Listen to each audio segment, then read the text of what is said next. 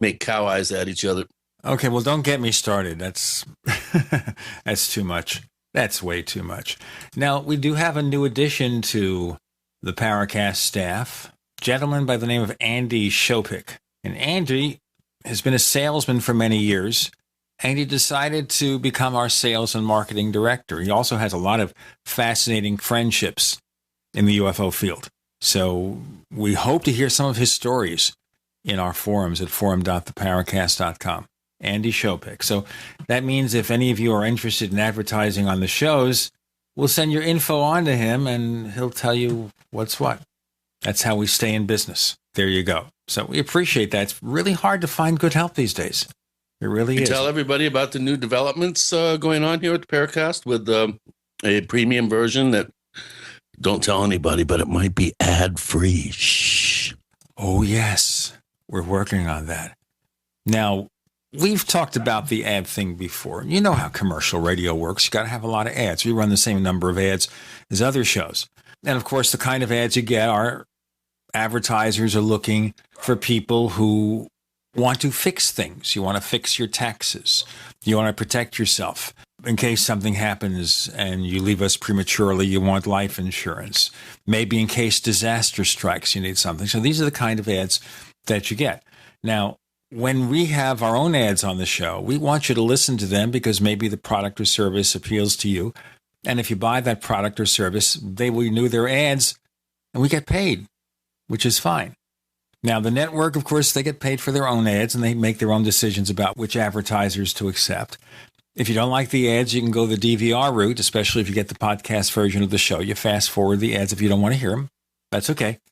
Of course, as Chris says, we're working on something to provide an ad-free premium version of the show, and we hope to have an answer soon with that, and maybe even a reduced ad version of the show. It's kind of complicated how it works, but we want to make the Paracast easier for you to enjoy so you can focus more on the discussions at hand.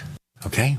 So anyway, let's get on with our business here because we've got lots of terrific guests that we are setting up for the Paracast over the next few weeks. And before we even get to those guests, let's do some self-promotion. Chris, you're going to New Jersey in November. You're going to Jersey.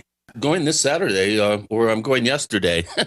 How's that? Hey, you were there already. In fact, you're in Jersey now. I'm in Jersey now. So I'm working with my screenwriting partner. We're putting the finishing touches on a 6.5-year screenwriting project that's been slowly developing over the years. Also have family in New Jersey and going to visit some college buddies upstate New York and make a trip into Manhattan. And then I'm speaking at the Great New Jersey Paranormal Group down in the Princeton area. So I'll be speaking outside of Trenton at the Hilton Hotel there on November 1st. And then it's back here to the big wilds of the Southwest. And I'll be speaking the following week on November 7th at the Travis Walton Skyfire Summit. We'll talk a little bit about that today with another speaker who's going to be featured there, Richard Dolan. I'm doing a big tour group, Gene, about 12 people around 3 states. So I have a 10-day tour that I'm going to be also involved with in between these dates. So I'm busy. I'm a busy guy. So when he does participate on the show, he's going to probably be using his iPhone and Skype to make the connection. And that actually could sound pretty good. Use a headset with your iPhone. The voice quality is going to be pretty decent.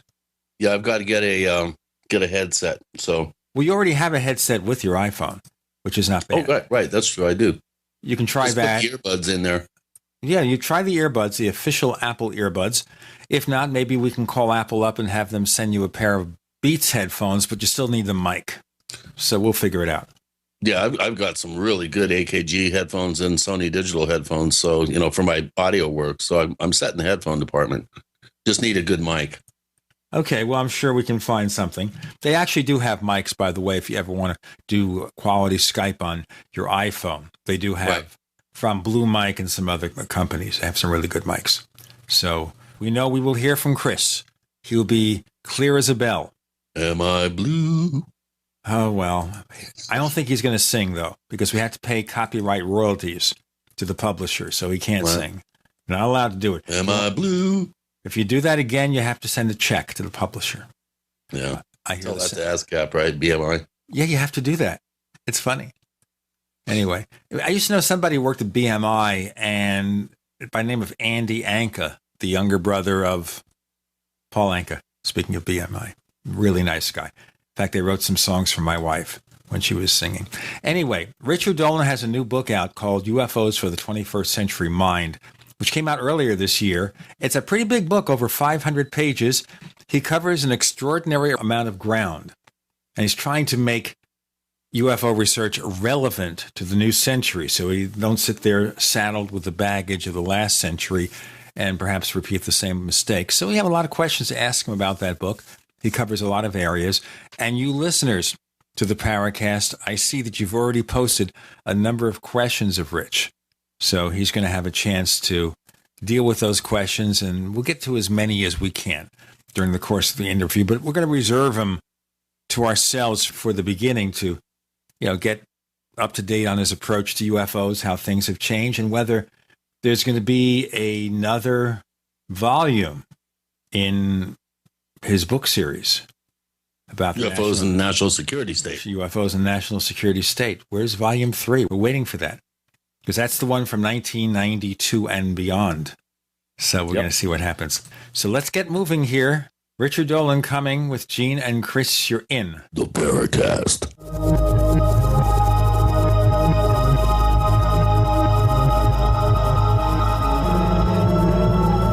So here's what happened. I was placing an order online. The site went down. It took hours before it returned, but I'd already placed the order with another company. If your site goes down, you could lose business. And if you have a business or personal site, you'll want to know it's easy to run and it will stay online. At iWeb, your site is hosted on one of the most reliable networks in the world. Talk to a sales rep at iWeb.com. Use the promo code TechNightOwl for a special discount. First came Attack of the Rockoids, and it was a critically acclaimed success. And now there's The Coming of the Protectors. A former military intelligence man is contacted by a space woman in a dream that turns out to be a nightmare because evil forces on our distant planet are planning to conquer the Earth. This is gripping science fiction of the classic kind.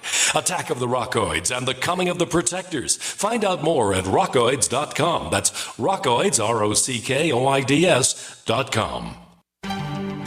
Mike Stenerson for Midas Resources. At no time in history have precious metals been more important, certainly not in my 22 years in the industry. The dollar has lost over 90% of its value in the last 60 years. No fiat currency has ever survived the government printing presses. Ours is not immune. The time is now to be proactive. 1-800-686-2237, extension 116. Anything tied to the dollar is at risk. CDs, annuities, 401ks, IRAs, stocks, bonds, you name it, so decide. Do you want to leave a legacy of wealth or debt for your family? The choice is yours. Call me at 1-800-686-2237, extension 116. That's 1-800-686-2237, extension 116. Be proactive, not reactive. Call 1-800-686-2237, extension 116.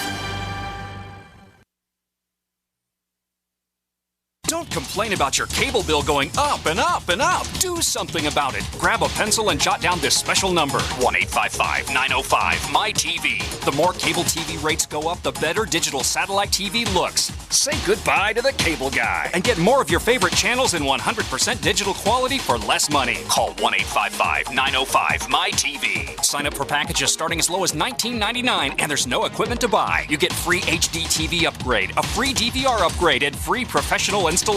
You control what you watch when you watch it. Record your favorite shows, pause and rewind live TV, even skip the commercials. Watch local channels too. At just $19.99, what are you waiting for? Pull out your major credit or debit card. Call 1-855-905-MY-TV. 1-855-905-MY-TV. Say goodbye to the cable guy. Cut costs and get more. 1-855-905-MY-TV. 1-855-905-MY-TV.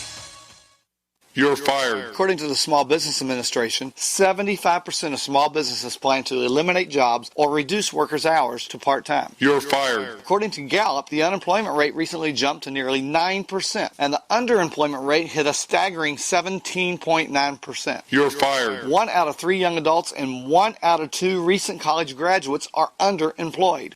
Hello, I'm Keith Abel, a pharmacist and a home business entrepreneur. In 2011, I became one of those statistics myself. Instead of looking for another job in corporate America, I joined Dr. Joel Wallet, the Dead Doctors Don't Lie guy. We're creating steady incomes for ourselves and would like to show you how to do the same. If you want to supplement your current income, replace your income, so you don't have to become one of the statistics, then give me a call toll-free at 866-257-3105, 866-257-3105. You're fired. Don't wait till you hear those words. Start creating an extra income today. 866-257-3105.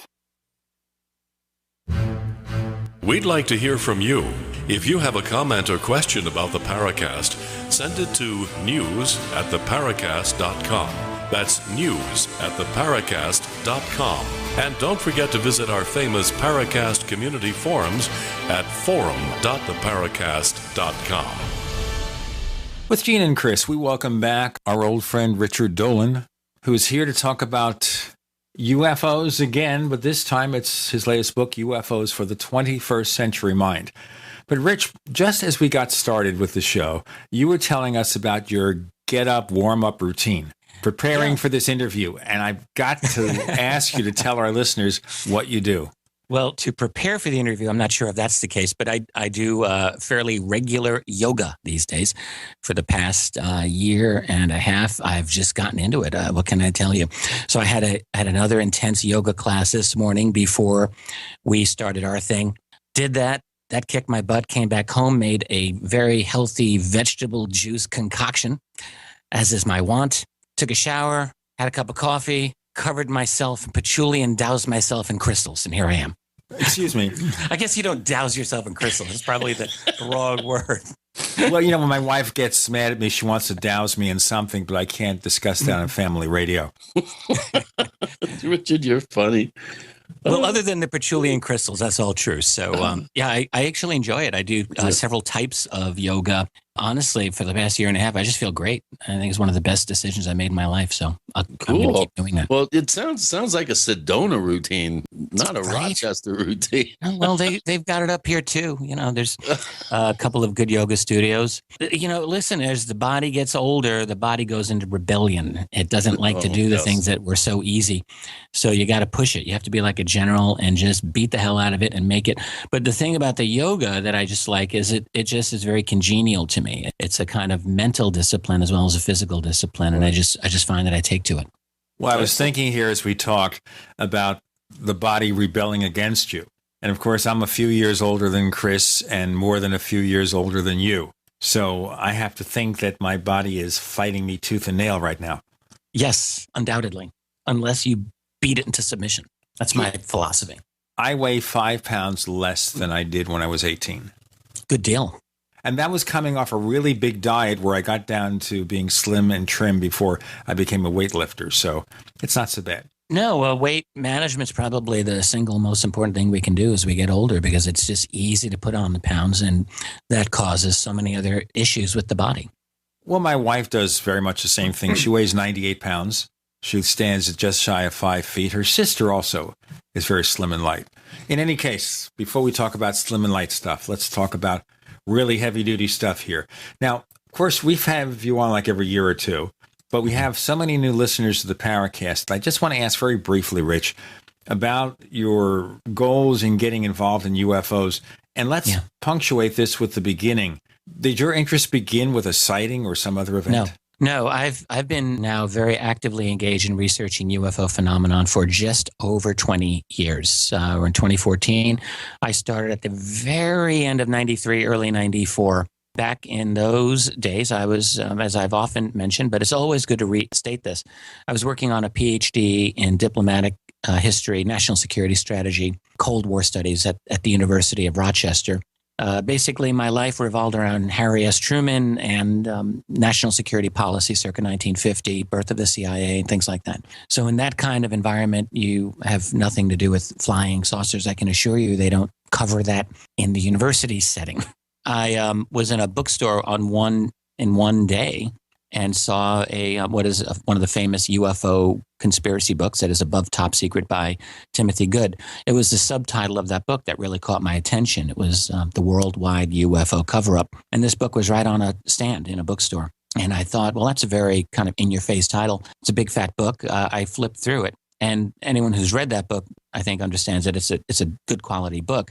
I saw a lot of names in that book that I recognize in my own academic study. I saw departments being discussed that were a very big part of my research. And I had this moment of what I've often called cultural schizophrenia that just hit me straight on. That is the difference between what we all know implicitly, what we are supposed to believe is the official narrative of our world. And in this case, the official narrative of our world says there are no true UFOs. But then there is what I was calling unofficial truth or unofficial reality, in which this phenomenon may have some validity to it, and there seem to be some very well plugged in, intelligent people arguing for its case. And I just thought, well, where is the truth here? I'm studying American national security strategy circa 1950. If this was a phenomenon that mattered, why is it absent from any of the academic books that I've researched, or is this just nonsense? So my initial feeling at the time was just to take a few months out of my life. I wasn't expecting to spend the rest of my life on the altar of ufology, but I thought for the next 2 or 3 months, I'll figure this out. Very naive, very arrogant. Everyone has this idea when they first go in. Yeah. They think, oh yeah, I'll get this. It and then, sounds of course, familiar. Yeah, absolutely. And then you realize you get sucked in because this is some heavy-duty information and material. Long story short, after a few months, I was very persuaded there was a reality based on what was most interesting to me, which were the cache of documents revealed through the Freedom of Information Act, particularly those during the late 1970s, during the Carter years, that, individually, none of those documents will prove that UFOs are extraterrestrial. They will not prove UFOs are alien, but they do prove collectively something very important. They don't suggest, they don't hint. They prove that this is a phenomenon that was taken very seriously by high-level national security personnel. And that was enough to make me think, that's interesting. Why? And did they ever resolve this issue? And why? And how would they manage the cultural institutions so that we don't talk about it, the media, the academic world, the scientific? All of these questions came tumbling out once I realized that there was something to this, and I've never stopped. Now, the question we often debate here is if the government has this guilty knowledge, some organization in the government. Of course, Major Kehoe called it the silence group. And yeah. Robert Salas, who was on our show a couple of weeks ago, has something called the cabal. But regardless, it's a group or agency within the government that's maintaining the secret. So the question is here, are we dealing with something that's done as a black project where there's no direct sourcing for the money to finance this? Is it a handful of people in the Pentagon who are doing this? Who in the government do you think knows enough to have a secret to manage?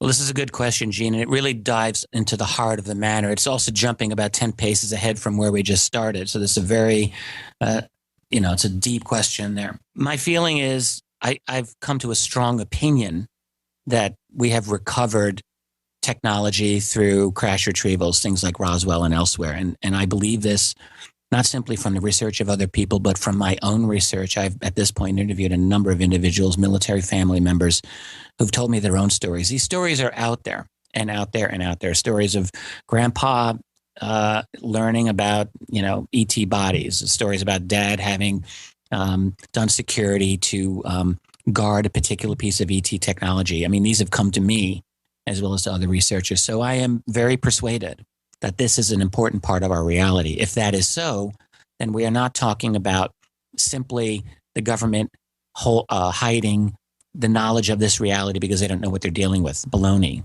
They know what they're dealing with because they've got physical artifacts and probably bodies. And in that case, now we're talking about a deeply held cover-up.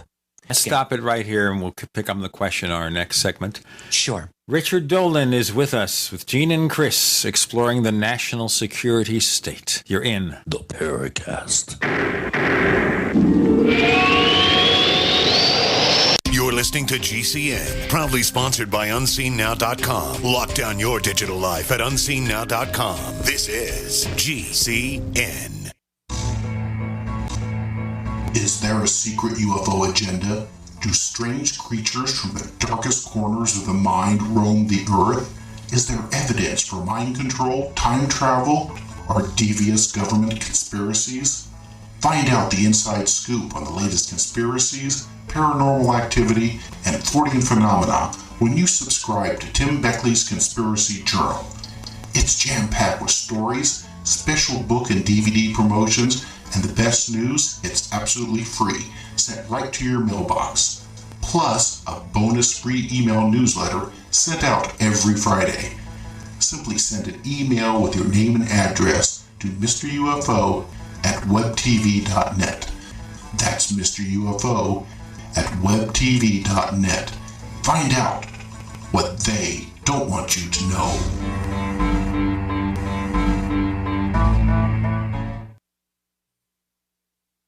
We live in a complicated society. Stressful issues are always popping up. Have you ever been treated unfairly by someone? Have you ever been overcharged for a repair? Have you ever signed a contract or a document worried about identity theft?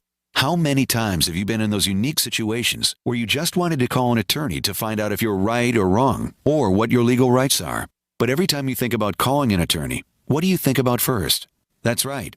Who do you call, and how much will it cost? Our friends at Legal Shield have found a solution. With a nationwide network of 6,900 attorneys who average 19 years of experience, Legal Shield's law firms take over 40,000 calls per week helping their members. For less than $20 per month, you can have access to Legal Shield on everything from the trivial to the traumatic. Let Legal Shield stand up for your rights at lsprotection.com. That's lsprotection.com. Or call 855-340-SAVE, 855-340-7283. Results will vary from case to case. The human body is extraordinary. Despite all the stresses we inflict upon it, it still works hard to stay in balance. Thousands upon thousands of people rely upon Heart and Body Extract to help their body stay balanced. This excellent 100% natural herbal formula helps maintain healthy blood pressure levels, cleans arteries, promotes good circulation, balances cholesterol, and more. HB Extract, paired with healthy lifestyle choices like good nutrition and exercise, can give you a life free of pain, sickness, and fear. Recapture your youthful vitality and experience your body healing itself with the aid of HB Extract. It's extremely effective and it starts working in just days. Visit hbextract.com to learn more and to read scores of testimonials from satisfied customers. And we've never increased our price in over 10 years. That makes Heart and Body Extract as great a value now as it was the first day we sold it. A healthy heart is a happy heart. Call 866-295-5305 or go to hbextract.com. If you need to say happy birthday, happy anniversary, thank you, or simply I'm thinking of you, ProFlowers.com is the key. ProFlowers has stunning bouquets, like the best-selling 100 blooms for $19.99. Plus, ProFlowers will include a glass vase for free. Sending someone a wonderful surprise of beautiful flowers sent fresh from the fields is easy. Choose the bouquet you like, pick the delivery date, and each order is 100% guaranteed. Plus, all bouquets from ProFlowers are guaranteed to last at least 7 full days. Beautiful, fragrant flowers, picked fresh and sent to your loved one for lasting enjoyment. To get this incredible savings and send someone 100 gorgeous blooms with a free vase for $19.99, go to proflowers.com, click the blue microphone in the top right corner, and enter code PLOW. That's proflowers.com. Click the mic and enter code PLOW.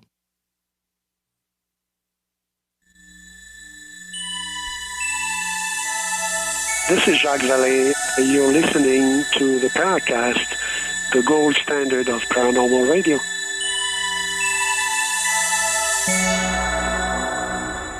His best NSA-style voice, Chris O'Brien. Good. Rich Dolan is talking about UFOs, the issues of the national security state, what attracted him originally to get involved in the field. And as soon as you do that, all bets are off. And we're talking here about crash retrievals.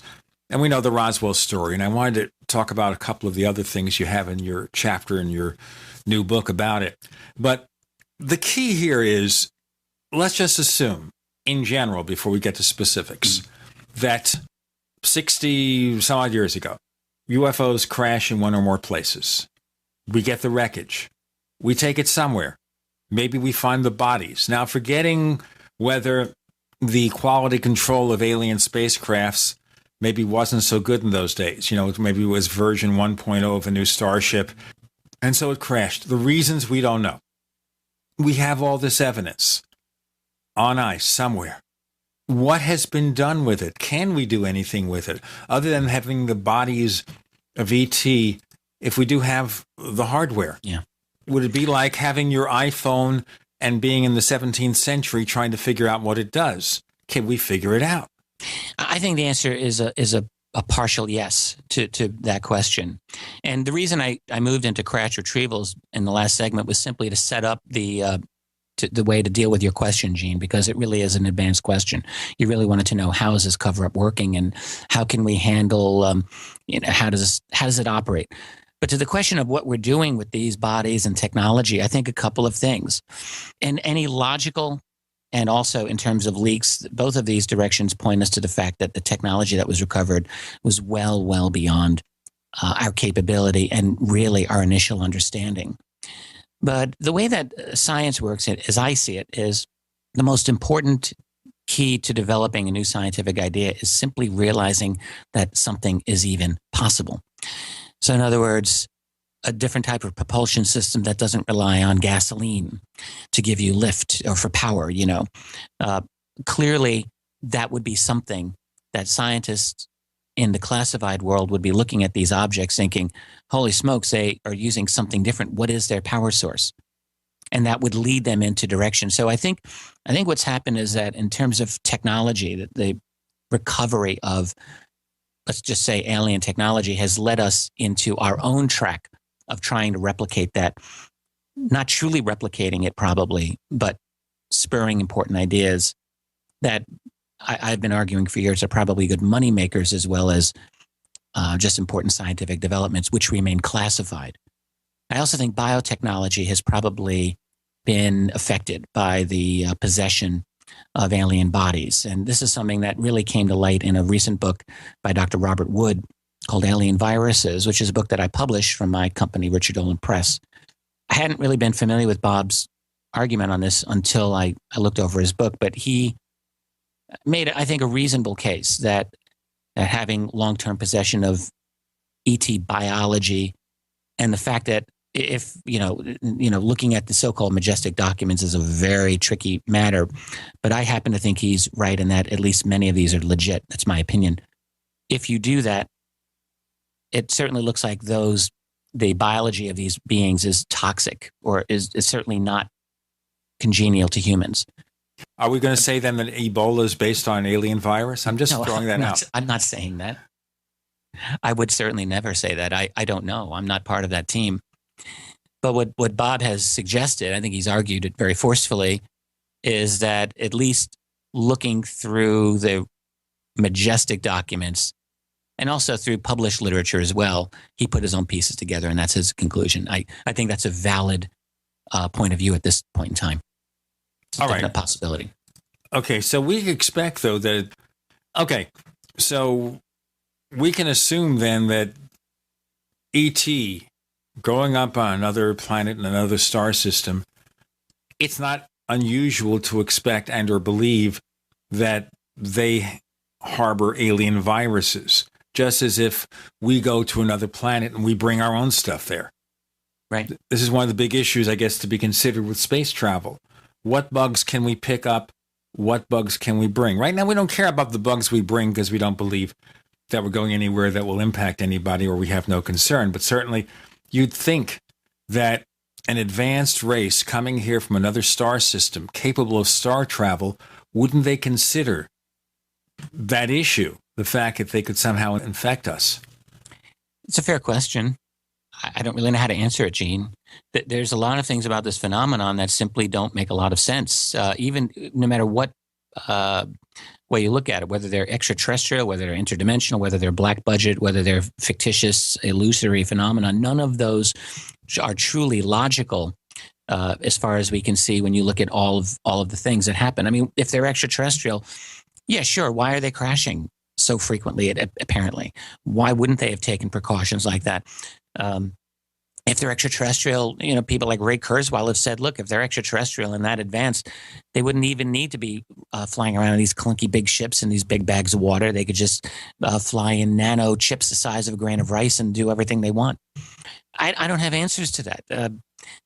And I don't think anybody does. But the mystery about this phenomenon is that if you look at it from any other hypothesis, none of those are entirely satisfactory either. It's not totally satisfactory to look at this phenomenon as purely black budget technology. And it is not satisfactory to look at this phenomenon as purely interdimensional, angelic, demonic, whatever. And it's not satisfactory to look at it as completely something that is a product of the human mind. There are things that just don't fit in any of those hypotheses. So we have questions, not a lot of answers. All right, but we're looking at something here which is a physical phenomenon. Something crashes. Some kind of unknown aircraft crashes. Mm-hmm. There are pilots aboard that craft. Those pilots may or may not survive the crash. Right. We capture this physical craft. We take it somewhere. It's no longer theoretical. We have the reality sitting there in some unknown laboratory, maybe one or more samples of this alien technology. So at this point, we can't start speculating in the abstract about what it means. If we have this physical reality, we have the bodies. Are they possessing of some kind of alien virus or something that's toxic to us? What about radiation from the craft itself? There are a lot of direct implications here. Absolutely. So the direct question is, forgetting about everything else, here's the reality. If it's true, what is it? What are we doing with it? What can we do with it? Before we even worry about the secret, we have the reality. What can we do with this craft? Is there any evidence anywhere that any alien technology is filtered down into our reality? I think that what is being tried to do with this technology, A, is weaponize it, and B, to derive any kind of commercial applications out of it that can be profitable to those people who are in on the secret. I think those are the two things. Evidence, you're talking about insiders making leaked statements. You're talking about, what it looks like. There's no official documentation. There's no Freedom of Information Act document that's going to make this statement. There's just none. So what we have is a lot of inference. What we have is a lot of, a lot of stories that have come out that are consistent from a lot of different sources. And from those points of view, it looks to me that weaponizing and making profit out of the technology are two key things. It makes perfect sense to me that you'd weaponize it, and it makes perfect sense that you try to make money out of it. So you wonder then, do they have agreements with private industry? Yes, to absolutely. Take this, they have to. Okay, so therefore, they have to. Suddenly, doesn't it become easier to keep a secret if you funnel everything to private industry? Absolutely. Then suddenly you're not looking for a government official du jour to harbor the secret. They're basically moving it off to private industry. And a lot of the government officials, once they leave government service, will work for those very same companies where they brought the technology. More to ask in a moment. Richard Dolan, speculating about ET technology in our own hands. We also have a whole bunch of questions that you've asked through our forums at forum.theparacast.com. So check them out. Our forums, forum.theparacast.com. With Gene and Chris, you're in The Paracast. Not just an alternative to the mainstream media. We're the premier independent talk radio network. We are GCN. Attack of the Rockoids has been well received by critics and readers alike. It's a thrill-a-minute story you'll never forget. A former U.S. military intelligence officer is haunted by intense dreams about a beautiful woman pleading for his help after a terrible battle in outer space. But the dreams turn out to be true and thrust him into a telepathic love affair with a woman whose faraway planet is intent on destroying the Earth. And now the gripping tale continues in The Coming of the Protectors. It's the second book of the Rockoids trilogy, a galaxy-spanning adventure that pits our hapless heroes against powerful, fanatical enemies that threaten the lives of freedom-loving beings everywhere. Attack of the Rockoids, and The Coming of the Protectors. Classic science fiction at its best, available now. For more details, visit rockoids.com. That's ROCKOIDS.com. The experts at Web.com want to build your business a successful website for free, just like we did for these current Web.com customers. We've used and looked at other website designers, but there's nobody better than Web.com. Web.com can build your website in as little as 7 days free. Plus, we'll promote it on all the major search engines like Google, Yahoo, and Bing. If after 30 days you're happy, we'll continue to provide promotion, hosting, support, and maintenance, all for one low monthly fee. If not, cancel and pay nothing. If you're in business today and you don't have a web presence, you won't be taken seriously. Call right now and you'll also get a free .com or .net domain name for your new website powered by VeriSign, the world's leading domain name provider. Call 800-297-0154. That's 800-297-0154. No upfront charge for site build, after which ongoing fees apply. Rights to site are relinquished when canceled. Domain included during active service, after which fees apply. That's 800-297-0154. With autumn in the air, it's time to think about getting ready for winter. And it's time to save at herbalhealer.com.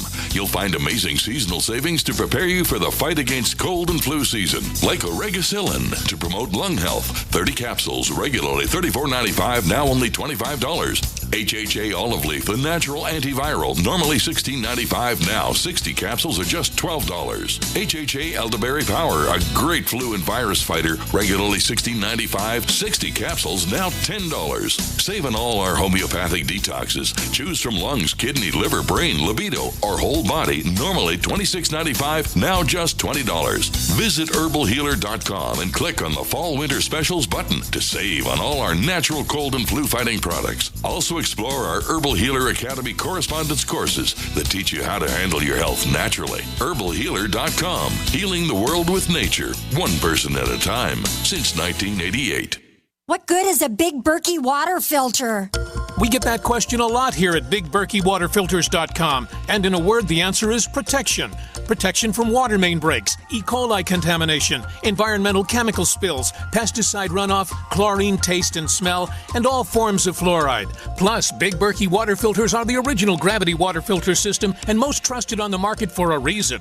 Tested by multiple independent NSF EPA certified labs, they are the gold standard in water purification. At only 1.7 cents a gallon, a single set of filters can last for 5 to 10 years. That means big savings. Big Berkey, the one that's powerful enough to purify stagnant pond water. Get a Big Berkey today at BigBerkeyWaterFilters.com. GCN listeners receive 5% off all ceramic filter systems. Visit our website or call 1-877-99-BERKEY. That's 877-99-BERKEY. Big Berkey Water Filters, for the love of clean water.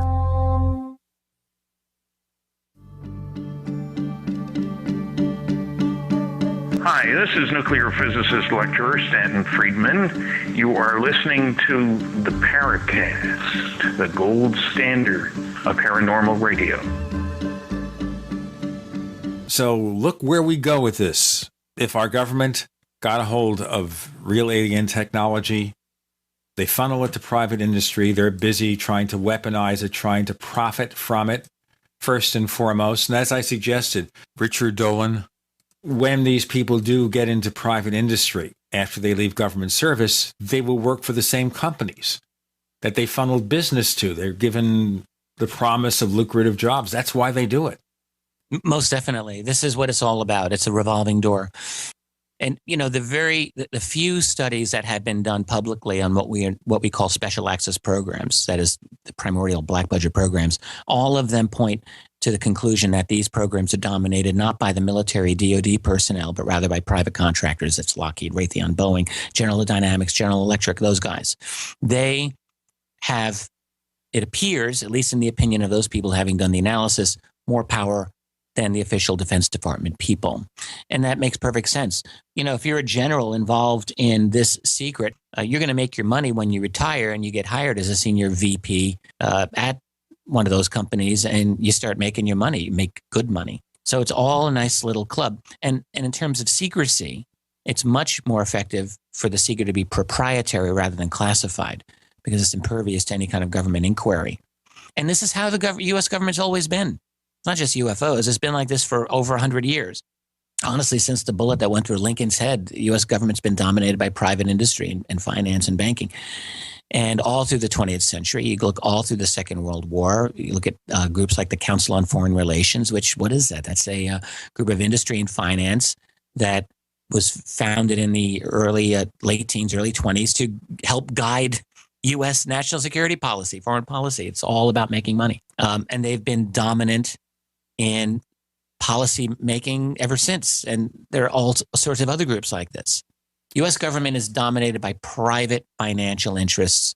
Basically, in our lifetimes, it always has been. So with the UFO secret, this is simply no different. It's business as usual. This is an important secret that has to be kept. And if you don't like it, get used to it. Sad but true. I wonder here in passing here whether we can have the ultimate conspiracy theory that we were brought into the Iraq War originally for financial interests, not because they were really weapons of mass destruction. Even the current threat from this ISIS or ISIL organization, they're using the weapons that we left there. Well, don't get me started on this. I mean, we could talk about this for hours because this is one of my little pet issues. Yes, of course, the both of the Gulf Wars, the one in 1990-91, that was U.S. basically George Bush completely playing Saddam like a tool, like an instrument. And then in the second war in 2003, ditto, completely having to do with expropriating $30 trillion worth of oil under the ground in Iraq, which they did. And now with, when you destroy a nation's infrastructure like the U.S. did with Iraq all during the 21st century. Polluted with depleted uranium, and you completely obliterate any kind of chance for that to be a healthy society, you develop Islamic extremists. And in fact, what we now, it sure as hell looks like U.S. directly funded the group that is now known as ISIS. Back in 2011 when they wanted to take down Bashar al-Assad, because they wanted, it's all about controlling natural gas in that region. It's all about controlling resources and also keeping Israel happy, which hates Assad. So they wanted to take him down. But what they did instead is they destroyed the Syrian infrastructure and directly led to the rise of ISIS. We created our own monsters. Yeah, and the only question is whether it's by stupidity or whether by design. And I think it's more the latter than the former. I don't think they're that stupid. Anyone even today with a brain in their head realizes that if you're going to fight ISIS with boots on the ground, you need Assad's army. There's no other force, none. Of course, they don't want to use that. So what are they going to do? They're going to come up with this fictitious, moderate rebels. There's no such group. They don't exist. So in other words, that may be a stupidity. But in reality, what you're looking at is story after story. Certainly Turkey, which is a NATO nation, directly abetted the rise of ISIS. We know this. And it certainly looks like CIA had a hand, knowingly. It's a military industrial profit center. I mean, it's a huge profit. Now, that's another big question, too, here. Do we think that some of the UFO-related events are also part of this military-industrial thing? We use UFOs to divert attention from what's really going on. It's a smokescreen. I think I've argued for several years that there is this thing called a breakaway civilization. The more I look into it, the more I believe that I'm right. And so I think that we have developed, I say this loosely, humanity has developed in black budget world some highly, highly unbelievably advanced technologies that are not part of the normal military arsenal. So beyond the F-22 Raptor, beyond any of these other things that we read about, I think that there are big black deltas known as flying triangles. I think that they work on some kind of principle of magnetism, electromagnetism. And so, yes, I mean, there would be a motivation for those guys to use the UFO phenomenon as a smokescreen for what they're doing, without a doubt. I don't know if now, 20 years ago, almost in 1997, it was a CIA NRO historian named Gerald K. Haynes who wrote an article which got some play. This is during the 50th anniversary of Roswell. And he made the argument that, all those UFO sightings of the 1950s, and we pretended there weren't any. It was actually us flying the U-2 and the SR-71 and, the A-12 Oxcart, rather. That was a big load of BS. But, when you look at that argument specifically, it's beyond weak. It has no validity. So there may be a few airline pilot sightings that spotted something way above them traffic that they couldn't identify that was not officially there. But to just use that as a blanket explanation is just ludicrous. Right, and which is what CIA tried to do, back in the 90s. But I think certainly in theory it would be in their occasional interest to hide behind an actual UFO sighting. I'm not really aware of any of these agencies seemingly doing that, though. I don't know of examples in which they actually seem to have done that, but it would make sense. Of course, we can go back to World War II and the ghost rockets, and James Carrion has this book out called The Rosetta Deception. And we've had him debating with Stanton Friedman over the implications there. But he felt this was just something partly to spook the Russians more than anything else during the early days of World War II. Not a chance. Not a snowball's chance in hell. Because all you have to do is... He makes a pretty compelling argument in terms of some of the key players in deception programs that happen to be at the right place at the right time. I mean, there is a little bit of evidence to suggest that maybe some of these events could have been manufactured. So I wouldn't throw that baby out. All right. Let me not say not a snowball's chance in hell. Not a snowball's chance in hell. There's some pretty interesting, compelling documentation that does suggest that we did have some very key... I haven't read the book. I admit I'm arguing out of ignorance here of what Carrion has said explicitly. However, I've read many U.S. State Department cables of that event. I've read as much as I could read about it.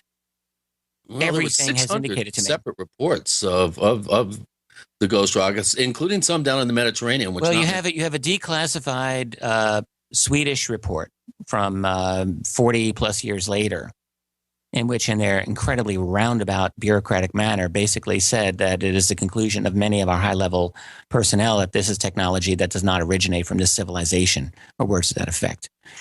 So that was classified for over 40 years. I don't know if Carrion deals with that, but no, I just don't. I don't buy it. It's particularly when you're talking about the quantity, and it wasn't simply Norway and Sweden. No, we're talking ghost rocket phenomenon went throughout Europe. It was throughout Europe. Well, getting back to this breakaway civilization idea, we have a question from Dave M. at forum.theparacast.com, where our listeners are able to ask questions of our guests, and he's wondering if the U.S. already has a base on the moon, and that might be why we bypassed the moon, and that we're probably going to be heading directly to Mars. What's your opinion on that? Do you think that we do have a presence on the moon already? It's fascinating to me. Let me do the break here, because then we can pick up on the question of the breakaway civilization. More about breakaway civilizations and the implications thereof in a moment. But first, I want to tell our listeners that we have a free book to give away, Secrets of the Mysterious Valley from Chris O'Brien. Here's how you get a copy. You go to theparacast.com, theparacast.com. Right there, front and center, is a sign-up form for our weekly newsletter. Just send us your email address. You get the free newsletter, not a lot of junk mail, just the newsletter, and we'll send you a copy of Chris O'Brien's Secrets of the Mysterious Valley. As you see here, the discussion we're beginning with Richard Dolan will not finish today. The book is UFOs for the 21st Century Mind, and we're getting into the question of breakaway civilizations, an alternate, more advanced space program, and more with Gene and Chris. You're in the Paracast.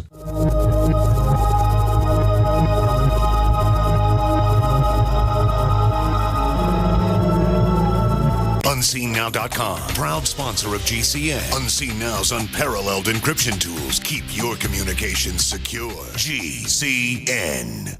Good people need help. The Homeowners Association said we had weeds and fined us $25. We told them they had the wrong house. They said if we didn't pay it, they'd file a lien. Our attorney demanded photographs, witnesses, and told them if they couldn't provide this, they must cease and desist. Issue solved. Worry less and live more with lsprotection.com. That's lsprotection.com, or call 855-340-SAVE. That's 855-340-7283. Results will vary from case to case. We the people grow cotton, weave fabric, engrave ink, embed strips and fibers to protect from counterfeit, then carting to a private bank, having it lent back at interest, forcing taxes to service debt. This capitalism, or was Jefferson correct when stating a central bank issuing the public currency is a greater menace to the liberties of the people than a standing army? Hi, Ted Anderson. I'm placing a free silver dollar in a book that explains our monetary system. Call for your copy, 800-686-2237. It's time to understand the system. Call 800-686-2237. That's 800-686-2237. I will never forget the day my son Jeremy told me he hated me and slammed the door in my face. I'm behavioral therapist Janet Lehman. Behavior problems can turn the child you love and your life into a nightmare. That's why my husband James and I created the Total Transformation, the step-by-step program that shows you how to fix the worst behavior problems and get your child to respect and listen to you again. No matter what the behavior, defiance, backtalk, angry outbursts, disrespect, we can help you stop it. Now you can get the Total Transformation for free. All you need to do is get the program and let us know how it works for you. You can keep it forever for free. Limited number of free programs available. Call now. 1-888-912-1595. 1-888-912-1595. That's 1-888-912-1595. 1-888-912-1595.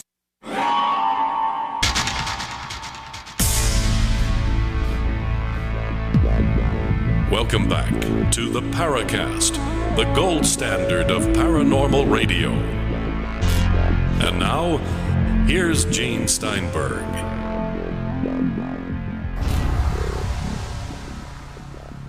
With Gene and Chris in the Paracast, we have Richard Dolan, and we're speculating on what the government may or may not know, what private industry may or may not know about UFOs, about a breakaway civilization, and is there this alternate, more advanced space program out there? You know, in theory, we kind of let things die after we went to the moon. We never had that intense effort anymore.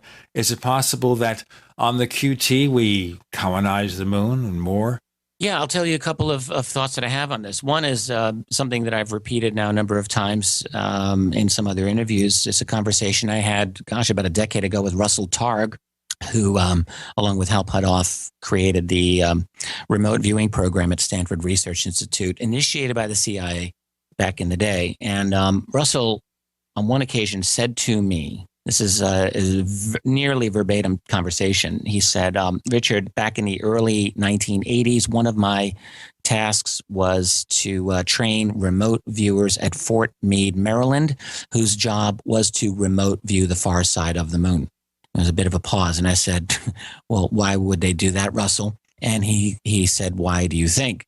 Another pause, and I said, well, were they looking for E.T. on the moon? He said, yes.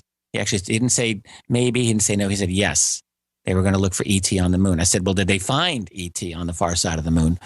He said, that wasn't part of my job, and he didn't tell me, and I think he said something like, I wasn't informed of it, or I can't tell you if I knew, or something like that. And I believe him. I believe that he was telling me the truth about this. That's step one. That means in the early 80s, we had, in the military, reason to believe that there were beings on the far side of the moon. That's pretty interesting to me. Now you have a number of other allegations that have come out over the years about individuals back in the 1960s and 70s seeing images of structures on the far side of the moon. A woman named Donna Hare speaking to NASA personnel and astronauts who she said told her directly about such structures. There's a lot of these types of stories that have come out over the years, quite a few. You've got the Apollo stories. I happen to credit the one that was told by Timothy Good, relating to a very close friend of his, who said she overheard a conversation with Neil Armstrong at a party where Armstrong was asked by this PhD, what really happened on the moon? You know, the kind of question we would all like to ask. And Armstrong supposedly said, according to this woman who overheard, yes, there are structures, there are menacing craft, things of this particular sort.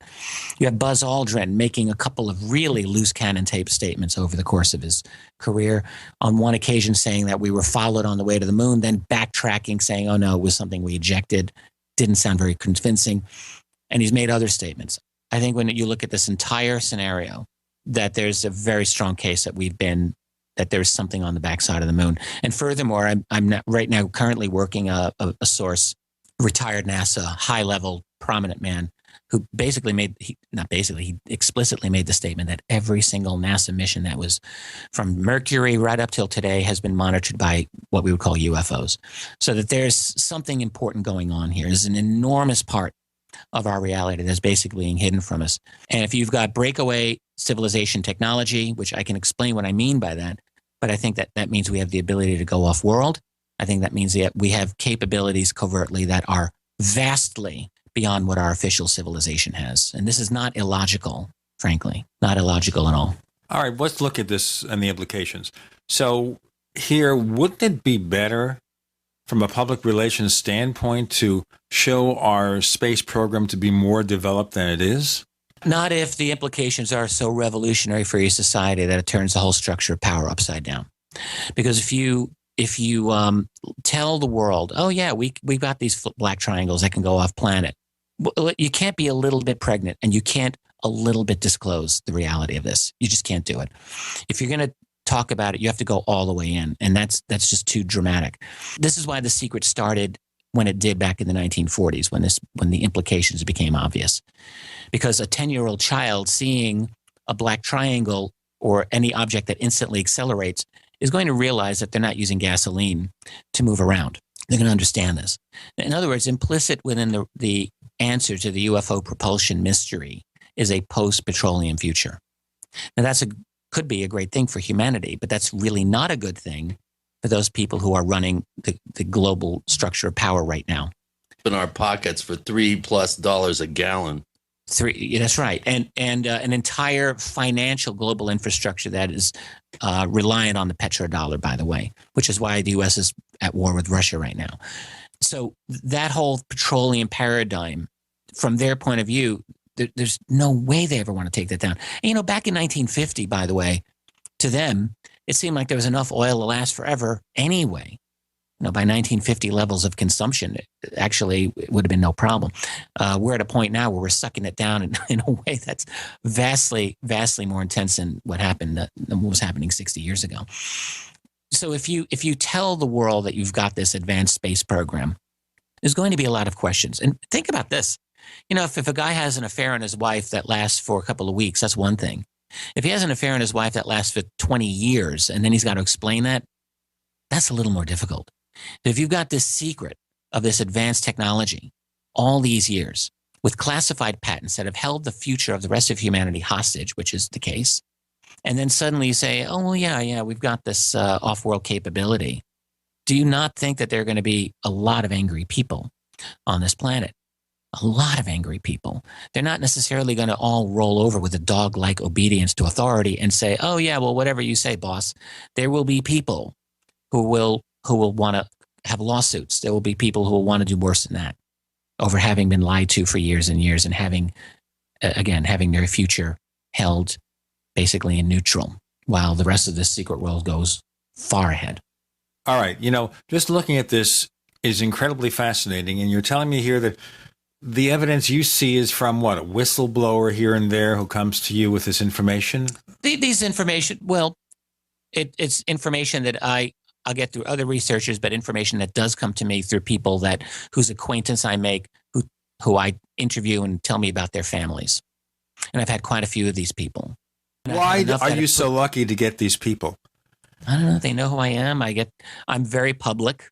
I'm very sociable. I'm not like a lot of other researchers. I really don't just keep to myself. I'm out there. I'm constantly out there meeting people. I do conferences 15, 20 a year. I have a Facebook page. I've got thousands of people who follow me, and I'm active and I talk to them. I mean, I'm pressing myself into a great number of people all the time. And I'm visible. I'm well known as a researcher in this field. So people will eventually speak to me. When I get a story from someone, I always have to ask myself, are they playing a game here with me? But I feel like I've gotten to know many of these people fairly well, and I don't think that's the case in most of these instances. You don't think there are people out there who don't want you to know the secret, whatever it might be, who are not trying to use disinformation to fool you to send you stuff that maybe is fake? I believe I've had that happen to me for sure. For sure. But I would say the vast majority of individuals I've communicated with are not like that. No. I think most of them, they have very limited information. We've got little bits and pieces here and there, and I just simply do my best to put it together. That kind of reminds me, Richard, of the gentleman that you interviewed that was used. The footage of the interview was used at the citizen hearing on disclosure. I think he's been named now anonymous is kind of his tag. Can you tell us just a quick thumbnail sketch of how you met him? He would be a good example of somebody that you're talking about. We're running out the clock here. Why don't you start for about 30 seconds and we'll pick it up in our next segment. Yeah, for sure. I'm glad you mentioned that, Chris. I like that man. I'm still troubled by the interview. The whole way it came about was not through any initiative of my own. I was actually asked explicitly by my friend Stephen Bassett, who knew about this. This man had also been cultivated by another UFO researcher named Ron Garner for many years. I was told that he was not going to live very long and he had potentially explosive information. And I was asked whether I would go up to interview this man. And so with a lot of hesitation, I eventually agreed to do it. Let's talk about that interview, that meeting in a moment with Richard Dolan and Gene and Chris. You're in the Paracast.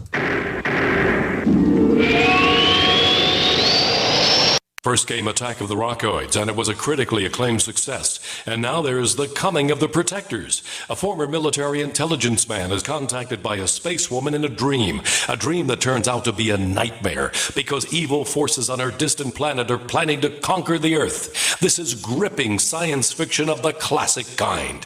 Attack of the Rockoids and The Coming of the Protectors. Find out more at rockoids.com. That's Rockoids, ROCKOIDS.com. Do you need a website? Well, you can get a great deal on hosting services with Namecheap's legendary coupon code. They're offering substantial hosting discounts on shared hosting, business hosting, VPS hosting, reseller hosting, and even dedicated servers. Namecheap is preferred by millions. It's backed by a money-back guarantee. Use the coupon code LEGENDARY to cash in on the special deal at Namecheap.com, Namecheap.com.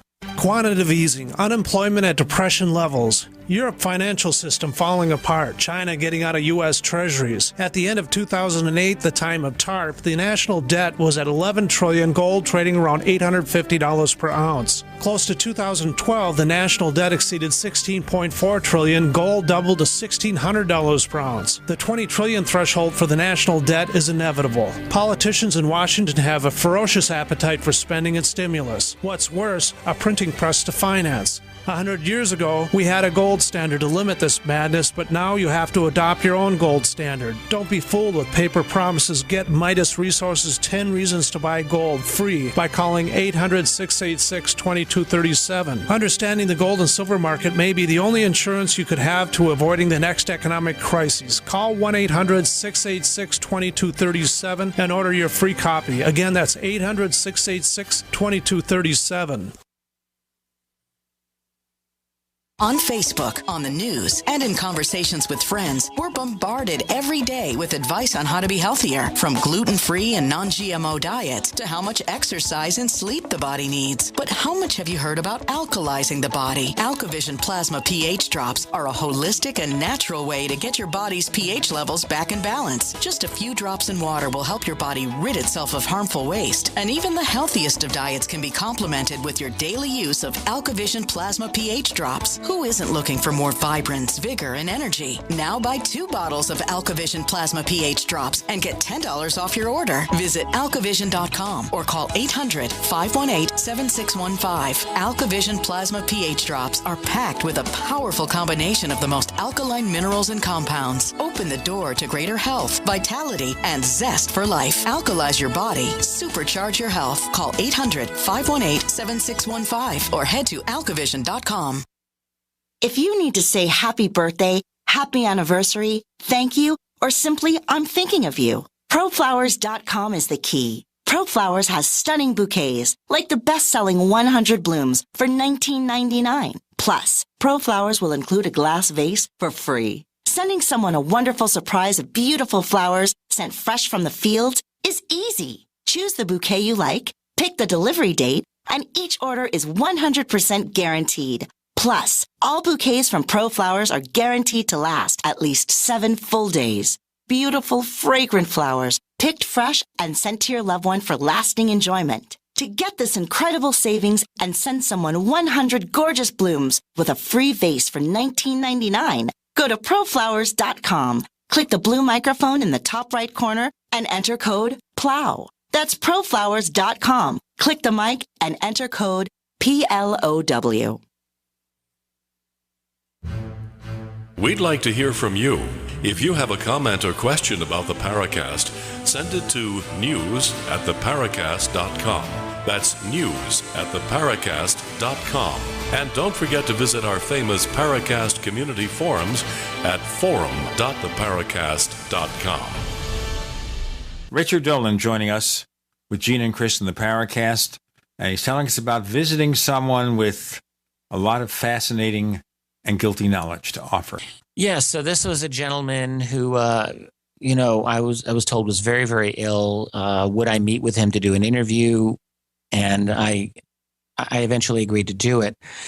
Prior to meeting this man, I will just say he lives in northern Minnesota, really remote. I was given a lot of information about him, including his military papers, his DD-214, and a number of other things. I met his son-in-law while I was there, who really is a good guy. I think a stand-up guy who knows his father-in-law's story very well. So I sat down to interview this man in a tiny little motel room in the middle of nowhere. And it's on YouTube. When I did this interview, I can just say I had no idea that it was going to be put out there so quickly on YouTube. For me, it was an exploratory type of interview. The problem that I have with this man, and I'll describe the story in a minute, is simply that to this day I have not been able to vet one way or the other what he says is true or not. I've had people write to me saying that he's full of it. Other people who say, no, I think he may be legit for a couple of reasons. A lot of people are very skeptical of him. Fundamentally, the interview was him talking about while in the Army Signal Intelligence in the late 50s, he was recruited by a gentleman who was CIA. So he did double duty working for the CIA in the late 50s, accepting UFO reports from Europe. That was his initial job. Talked about a little bit of that. I'm not sure if this is on the YouTube video. It may not be, but he remembered seeing, he said to me, a picture of a landed craft in Italy and a being near it. That was definitely an alien being, he said. Anyway, the real explosive thing of what he said to me was that at one point his boss was brought into Washington to meet President Eisenhower, and he accompanied his boss. He was a young man at the time. And supposedly Eisenhower said to them, I have tried to get information out of what's going on with the extraterrestrial situation down near Area 51. I have not gotten anything except blown off, and I'm sending you to go in. You're going to find out what is the status of this program, and if I don't get satisfactory answers, I will invade, this is the words he used, invade Area 51 with the Army. Holy smokes. So, this man's telling me this story. My eyebrows are going up into my hairline as I listen.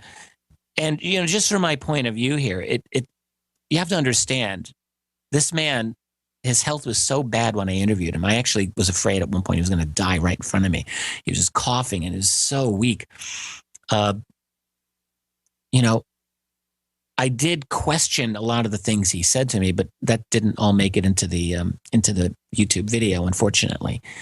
But essentially what he said is they went out to Area 51. They were greeted by a local officer, and there were 2 other CIA people who also met. So it was 5 people. And they were given a tour of the base. And really what he describes is very comparable to what Bob Lazar described, back in 1990 when he interviewed with George Knapp. So they saw a hangar with some craft inside there. Then they were taken, this goes beyond Lazar. He said they were taken to another area where we saw a video of an alien autopsy. And the most explosive thing he said is that we saw behind a glass a live being that was there. He said he looked Oriental. That was the language this man used. And I heard him telepathically, one sentence he said was, "We mean you no harm." That was the nuts and bolts of what this man said to me. That's out on YouTube. It's 17, 18 minutes long. I actually interviewed him for a much longer period of time than that. I've had mixed feelings about that video being out, because from my point of view as a researcher, I really I would not want something going out connected to my name that I wasn't 100% sure of. And I'm not 100% sure. I don't think this man's lying. Don't get me wrong. I think he's an honest man. But his health was so bad. His mind was foggy, really foggy. He couldn't remember the name of, like, J. Edgar Hoover, for example. I mean, he wasn't firing on all cylinders, in my opinion. And was there anything that might be considered confabulation? I couldn't tell you. I don't know. So, without documentary information supporting it, I was just uncomfortable with the video going out, but I didn't have control over that. Yeah, but who put the video out? Well, it was connected to the Citizen Hearing on Disclosure, which is organized by Stephen Bassett and produced by two very good people, Ruben Langdon and Jeremy Scoville, who, I know and I like Jeremy very much.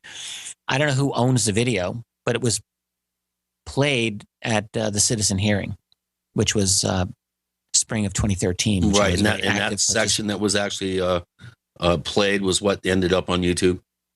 Exactly. Okay. Yeah. When it was aired at the Citizen Hearing, that was the first time I saw it, and I thought, oh wow, I wasn't quite expecting this. So, well, there you go. Well, I'm surprised that they didn't bounce that scenario off you before they just went ahead and so many people arbitrarily decided. So crazy. It was an insane week.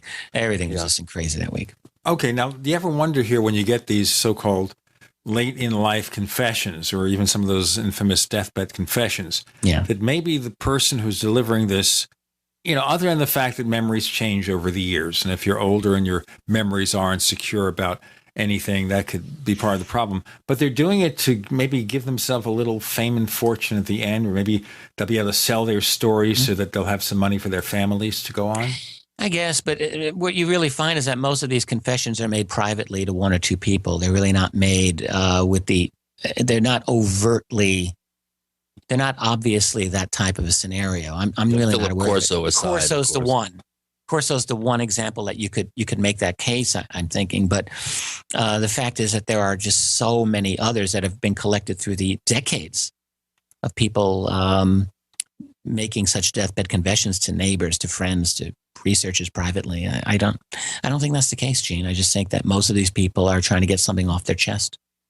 Okay, so with Corso, what's your take on that? Yeah, I think I never met Corso. I never had the chance to talk with him. He died in 1998, which was 2 years before I published my first book. Like a lot of people, I bought his book when it first came out. I got the first edition, which had the foreword by Senator Strom Thurmond, by the way, in which Strom Thurmond said, yes, Philip Corso is a great American hero. That foreword was pulled immediately once Thurmond realized that this is a UFO book. That was kind of funny. I think that, you have to look at Corso's background. He had a very good reputation within the military. He was the military liaison to a U.S. senator. He had a very strong reputation, and one, as far as I can tell, for integrity. The fundamentals, there's so many errors in the book that, researchers had a field day just picking through the errors, fact-checking Corso's book, and the errors were legion. I heard a statement attributed to Corso from someone who knew him fairly well. And Corso, when he read the book that was co-authored by him and Bill Burns of UFO Mag, that he said, I almost don't even recognize this book. So I think the implication is that a lot was changed in that book from what Corso himself had experienced.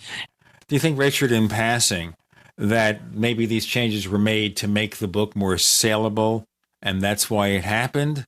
We have more, and Richard's answer in a moment. With Gene and Chris, you're in the Paracast.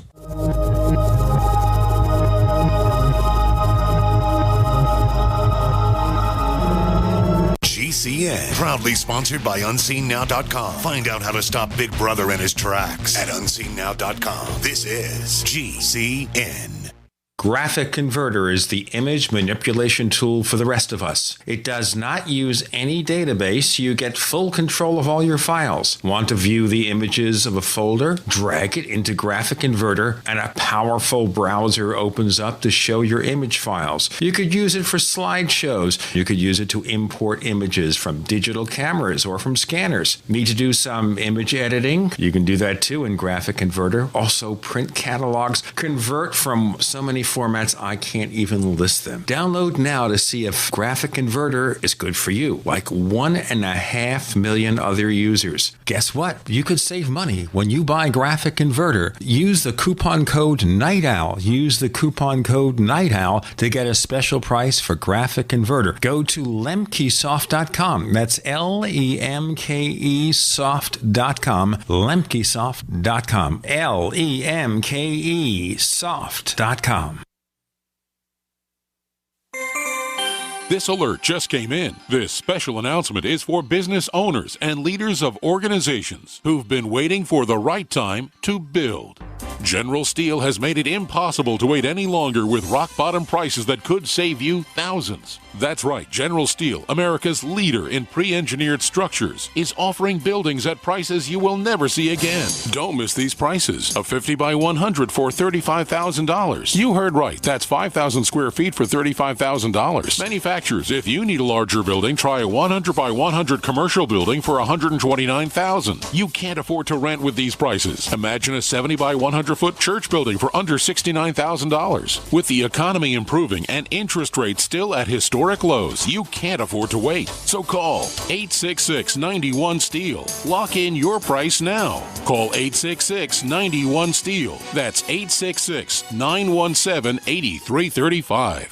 A little over a year ago, I began to do a lot of research into why, even though I had a pretty good-sized meal, that I was still starving. And my research led me to a well-known fact that most of the soils that we grow our crops on here in the United States and across the industrialized world are almost completely depleted of almost all of the key minerals and trace elements that our bodies need to rebuild themselves, fight off cancer, and be healthy. I then searched out the best vitamin and mineral company out there and discovered Youngevity. The Youngevity products are designed to give you the real nutrition you need, and once you've got that, you don't have to eat as much to be satisfied. I've lost 37 pounds in 2 months, simply getting the vitamins and minerals I need. Check it out for yourself. It's incredible. Go to InfoWarsTeam.com today and order your first canister of Beyond Tangy Tangerine Complete Multivitamin Mineral Complex Dietary Supplement. That's InfoWarsTeam.com.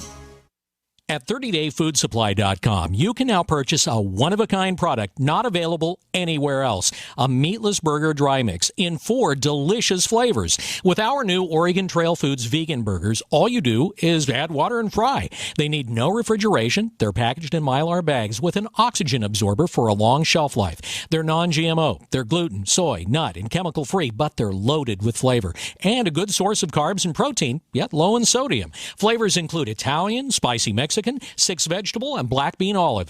Go to 30dayfoodsupply.com or call 541-229-0010 and order today. Eat them every day, take them camping, or save them for an emergency. Check them out at 30dayfoodsupply.com and click on the vegan burger icon. That's 30dayfoodsupply.com, where all of our products are produced in Oregon by Oregon Trail Foods.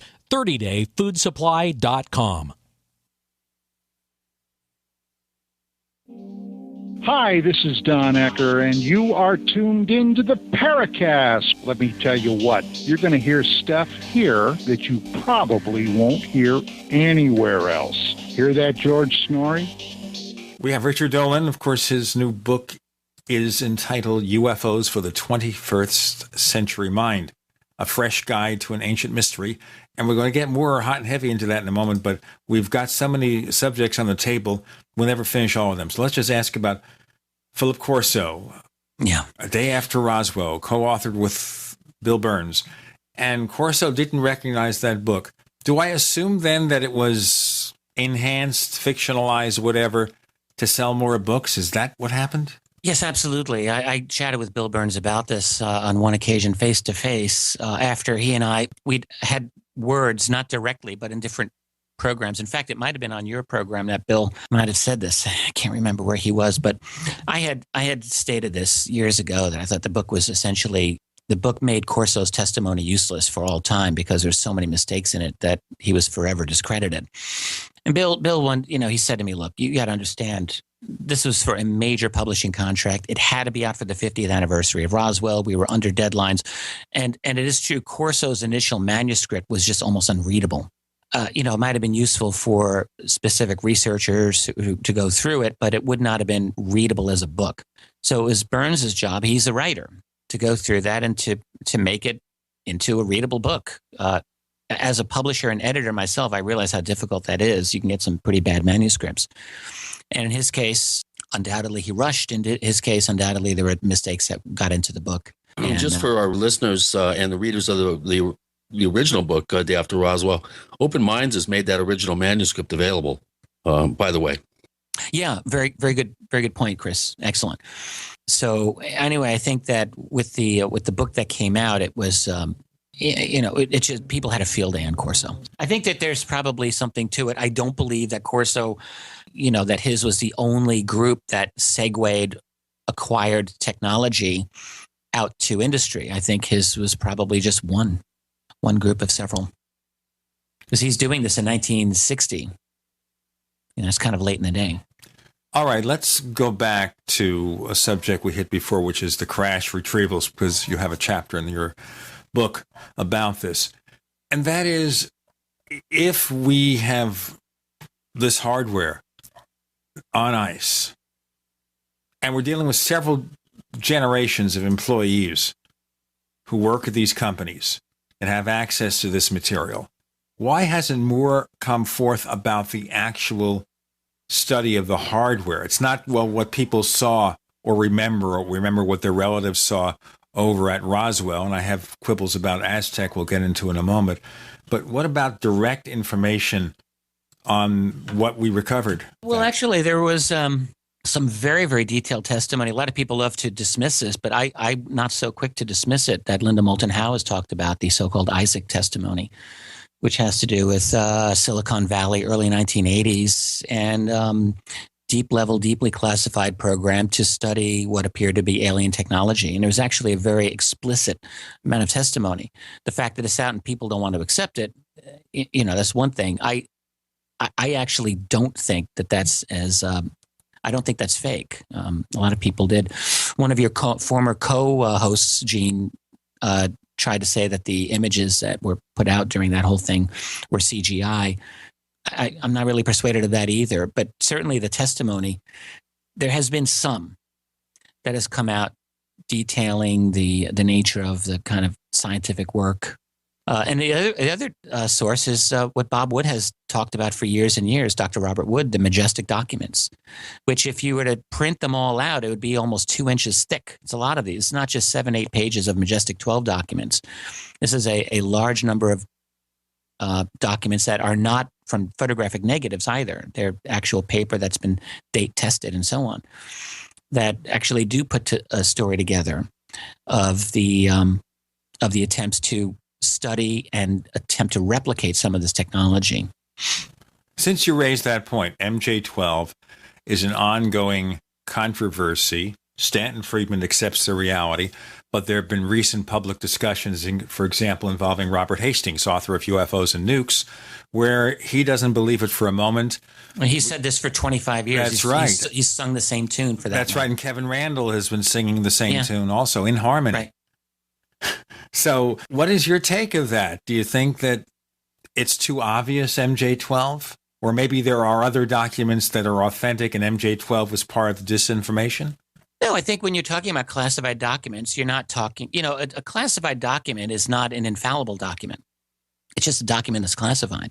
And it could be documents in the classified world that go through different stages of editorial review. I mean, there's all kinds of possibilities here. I don't agree with Randall or Hastings on this matter. I think they've been wrong, and I think they've been wrong-headed for years. I think Stanton is more right than wrong on the matter. I think that, I was terrified for years of those initial Majestic documents. I'm not talking about the initial MJ-12 I'm talking about the ones that came from the attic of Tim Cooper, who himself was well connected with the U.S. defense establishment through his father, and that have been analyzed and analyzed and analyzed again and again by Ryan and Bob Wood, that I think overall show a high degree of credibility.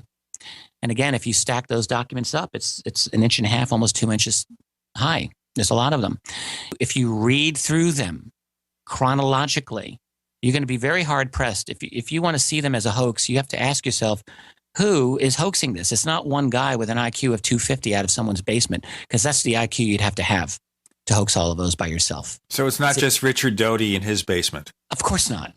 Not even close. Not a chance. The sophistication, the complexity, the span of information.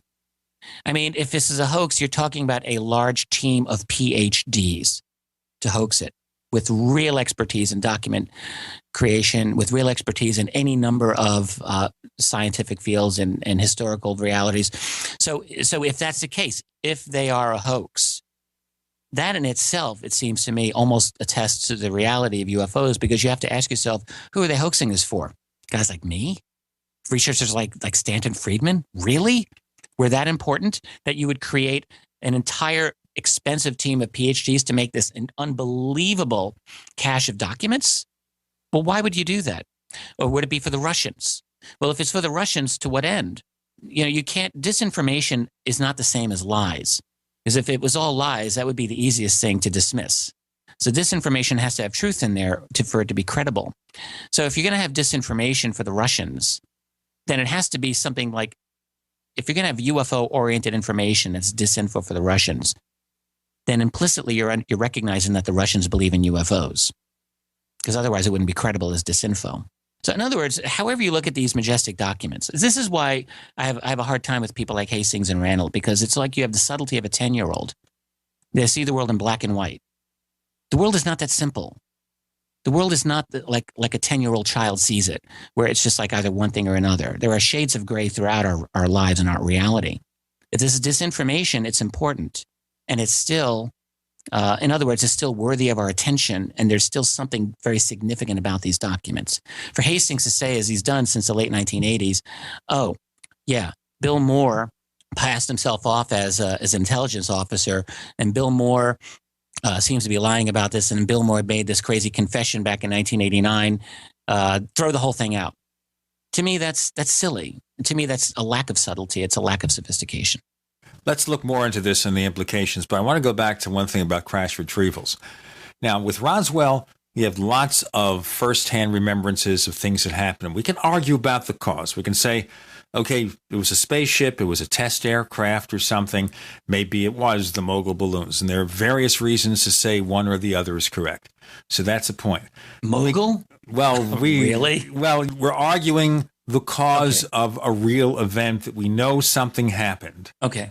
And then we can talk about the different causes and the value of each cause. We'll go for that. With Aztec, there may be another problem, which I'll get into in a moment. We have Richard Dolan. This book that he has out is called UFOs for the 21st Century Mind. And we'll get into a little bit in our next segment about the goals, what he's trying to accomplish with it, because we're talking about the contents very much now. With Gene and Chris, you're in the Paracast. Free from the shackles of corporate America, we're the place for independent thinkers. GCN. First came Attack of the Rockoids, and it was a critically acclaimed success. And now there's The Coming of the Protectors. A former military intelligence man is contacted by a space woman in a dream that turns out to be a nightmare because evil forces on our distant planet are planning to conquer the Earth. This is gripping science fiction of the classic kind. Attack of the Rockoids and The Coming of the Protectors. Find out more at rockoids.com. That's Rockoids, ROCKOIDS.com.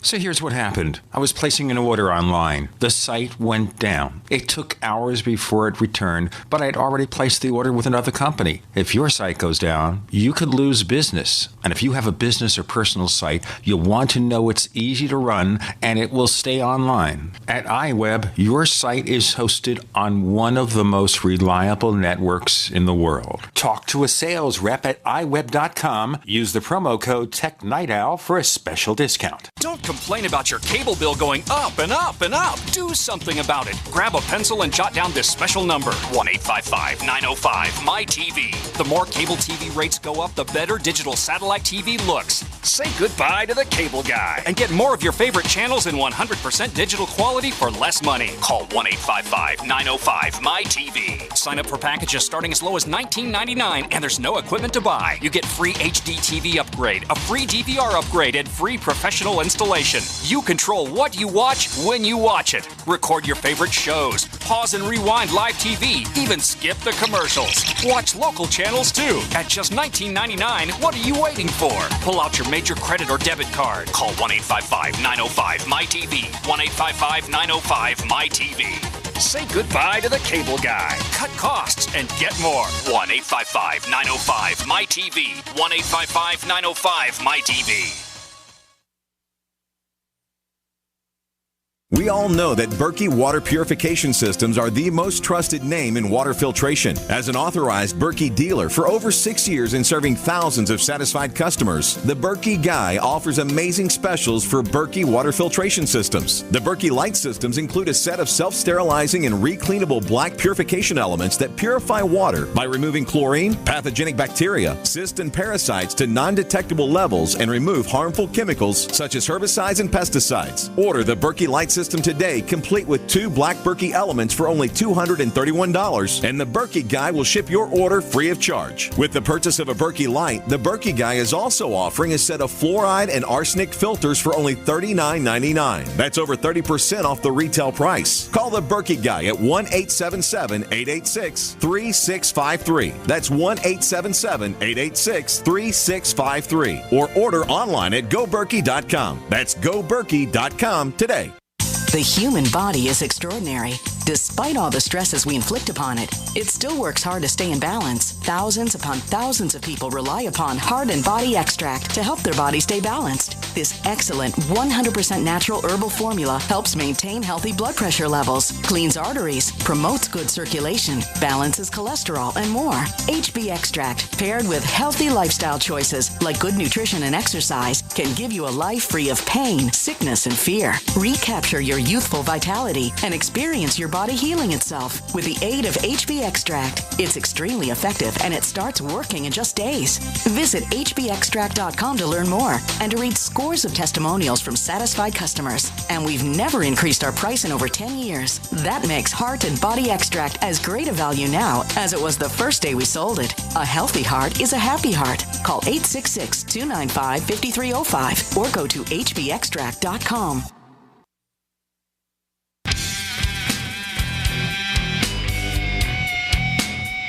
This is Kurt Sotheby, author of UFO Mysteries, and you're listening to the Paracast.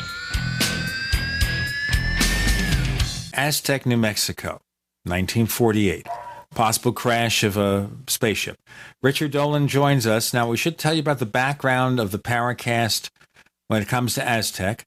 We've had Scott Ramsey and Frank Warren talking about the subject several times. We had a debate, quote unquote, with Scott Ramsey and Kevin Randall about Aztec. What bothers me about Aztec is, with something like Roswell, everyone knows something happened. With Aztec, it's very hard to find anyone who thinks they remember that something happened.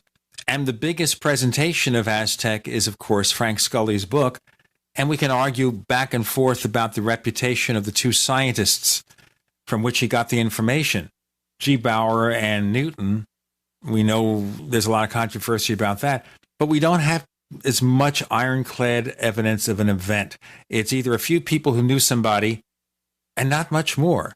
And I read your comments on it, and I think that Ramsey in his book on the subject did probably the best he could in trying to present a case in favor of Aztec, but don't you think it's really lacking compared to anything like Roswell? Well, it's not as strong a case as Roswell for sure. I completely agree with that, Gene. But yes, I think it's important to mention this in context with Aztec. Aztec was the first UFO crash that got a lot of ink in terms of a book treatment. Frank Scully back in 1950 wrote about it. Within a couple of years, Scully's book was ripped to pieces by a journalist named J.P. Kahn. Ever since then, the Aztec case was just, everyone ran away from it and said, oh, it's a hoax. It's a hoax. But what Scott Ramsey points out, this is really important, is that J.P. Kahn's entire motivation for going after Scully had nothing to do with intellectual integrity. It had everything to do with personal jealousy. And he was out to get Scully. And in fact, initially wanted to write the book with Scully. Like, he was into it. He got really into the case. And when Scully basically said, the hell with you, I don't need you, Kahn went this other route. And Scott and his wife, Suzanne Ramsey, really laid this out very, very well in their excellent book. Now, that doesn't prove that the Aztec crash itself was an alien crash, but it does give you pause to make, well, wait, if the accusation of hoax was itself motivated out of, motives that were not intellectually pure, then what was the case? And I think he put together something that is suggestive that something extraordinary did happen at Aztec. The case is never going to be as strong as the Roswell case, no question about it. But I think that it's a real possibility at this point. I think what we really need here is some more direct information. Like, for example, Kevin Randall had a couple of part articles over at a different perspective, his blog, from an engineer who lived in Aztec and I guess was aware of the claims. And he said nobody remembers anything ever happening then. And the argument in that point, that's 60 plus years ago. Sure, but you're talking here about a small town, tiny town. Something really incredible happens a few miles nearby, and none of the local populace knows anything about it. Nobody's talking about it. Think about the way I'm really glad you mentioned this, because this just shows a very short-sightedness of thinking here. You've got a tiny town, admittedly, yes, and that's part of the thing about it. There's no internet. Very few, probably no one had their own telephone. I mean, much less internet. And if you have a recovery that takes place a few miles outside of town that is sealed off, and amid a very patriotic population, this is right after World War II, and if the Army says jump, you say how high. I could easily see this thing dying within a couple of years, maybe a few people talking about it right away, and then just a whole lot of nothing. That's the easiest thing for me to see. So then you do see then, Richard, that if there wasn't a Frank Scully book, nobody would ever know about this case. Yeah, it would have gone away. Well, the same with Roswell. Had Sam Friedman not bumped into Jesse Marcel in New Orleans back in the late 70s, Roswell's story had a little more legs to it. It had the news article, and there were people in the town talking about it quietly, but they would have all died off, and the story itself would have died off, and that would have been the end of it. And one thing that Scott Ramsey did find at Hard Canyon was I'm trying to remember, there was a concrete slab that was used at the crash site that is suggestive, and that it seemed to be there to support a crane that was there to remove the craft. I mean, there's actually something to go on here. And again, I agree with you in the sense that this is not as strong a case as Roswell, probably never will be. But I think the initial dismissal that lasted for generations, this reflexive fear of like no one wants to be associated with a hoax, I think we have to rethink that. And I don't think that that's really a smart way to look at this case. Okay. Now, that concrete slab, I don't know, that might be stretching it because there could be other things it wanted to drag. Regardless, how at this point do we ever do anything more in getting information about Aztec? Unless there's somebody's diary somewhere, somebody's surreptitious photograph, somebody who really has something direct. Probably nothing. Probably the case is just going to sit where it is. I think it's gone probably as far as it can. I did get a statement a number of years ago. I had a conversation with William Steinman, who wrote an earlier book on Aztec back in the 80s. Not anywhere nearly as strong as what Scott and Suzanne Ramsey did. Not even close. But Steinman told me personally that when he was investigating the Aztec case, he had a conversation with Bill Moore, who as we now know, was talking with U.S. intelligence, was running some disinformation, at least on a limited scale, maybe a larger scale, but at least on some scale. And when Steinman told Moore that the Aztec crash was a real thing, Moore said, "Oh, no, you're not going to write that." And Steinman said, What are you talking about? I'm not going to write that. Yes, of course I'm going to write that. It was a real event. It was a real thing. It was ET. Moore said, "No, you're not." And Steinman said to me that at that point he asked Moore, "Who are you? Who are you working for?" And Moore told him, "I have always worked for CIA. There's never been a time in which I have not worked for the CIA. And you are not going to say that the Aztec crash happened." And Steinman basically set up yours, and he ended up writing his book anyway. But that's the story that Bill Steinman said to me directly. Now, did Moore ever give a reason, other than saying I'm with CIA and don't do it? Did he give any reason why Steinman shouldn't write about it? Bill Steinman didn't tell me anything more than that. I shared this story, by the way, with Linda Moulton Howe. Steinman had said almost the exact same thing to her as well. So he told Linda and myself. But I don't know anything more about why that would be the case. So weird. So anyway, we're covering the periphery of your book, mentioning things in it. Overall, what are you trying to do with UFOs for the 21st century mind? And I ask that in the context of the fact that, of course, you wrote those 2 volumes of UFOs in the national security state going through 1991. We assumed there would be a 1991 towards 2000 whatever version eventually. Was this a detour or what? A little bit of a detour. It's there certainly will be a 3rd volume of the National Security State series. This is a different kind of a book. A couple of years ago, I was asked by kind of an online university at the time if I would do an introduction to UFOs type of a course. And I thought about it. And I agreed to do it. It would be 12 lectures, an hour long each, on my choice, however I wanted to, whatever I felt was important about the UFO phenomenon. And I thought this is a nice opportunity. And when I'm done with this, I'm going to turn it into a book. And this is the book. So this is my attempt to do a true sophisticated overview of the entire crazy, amazing, fascinating subject of UFOs, everything that I feel is important about it. So there's a great deal of history from ancient aliens right up till today, sightings that I consider to be important. I try to document that as well as I can, but there's much more. There's a lot of philosophy in this. In other words, what is it that constitutes a UFO, particularly in our era of drones and YouTube and Adobe Photoshop and so forth?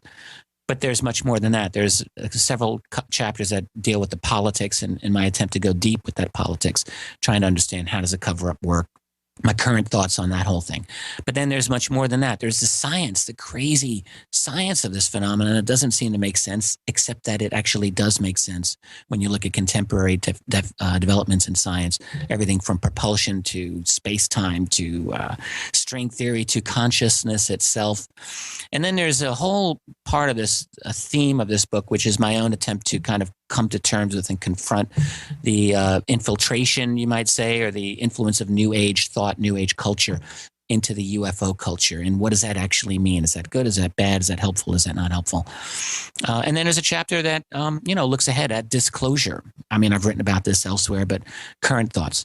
There's another chapter that just deals with the social implications of this phenomenon. And of course, that is looking at this in an era of copy and paste rumors on Facebook and YouTube and so forth.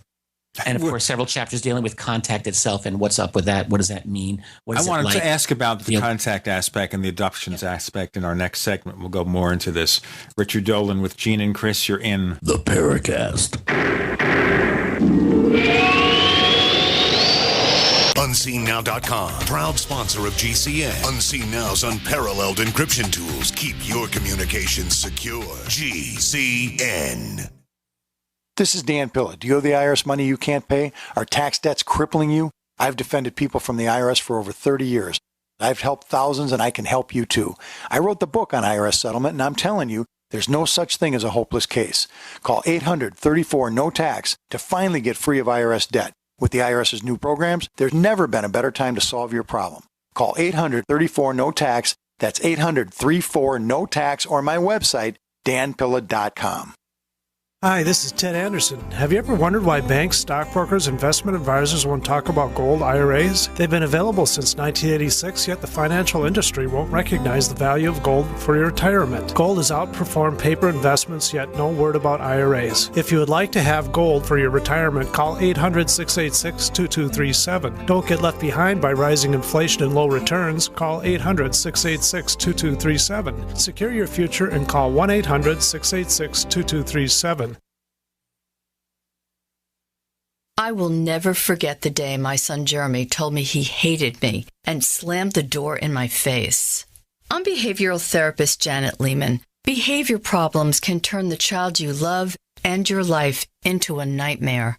That's why my husband James and I created the Total Transformation, the step-by-step program that shows you how to fix the worst behavior problems and get your child to respect and listen to you again. No matter what the behavior, defiance, backtalk, angry outbursts, disrespect, we can help you stop it. Now you can get the Total Transformation for free. All you need to do is get the program and let us know how it works for you. You can keep it forever for free. Limited number of free programs available. Call now. 1-888-912-1595. 1-888-912-1595. That's 1-888-912-1595. 1-888-912-1595.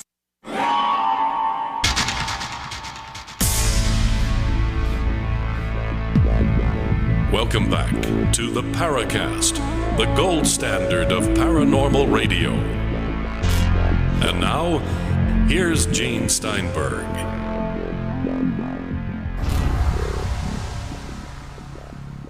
Richard Dolan, we're talking about UFOs for the 21st century mind. We've been focusing on a lot of the national security stuff about Roswell, Aztec, and the implications.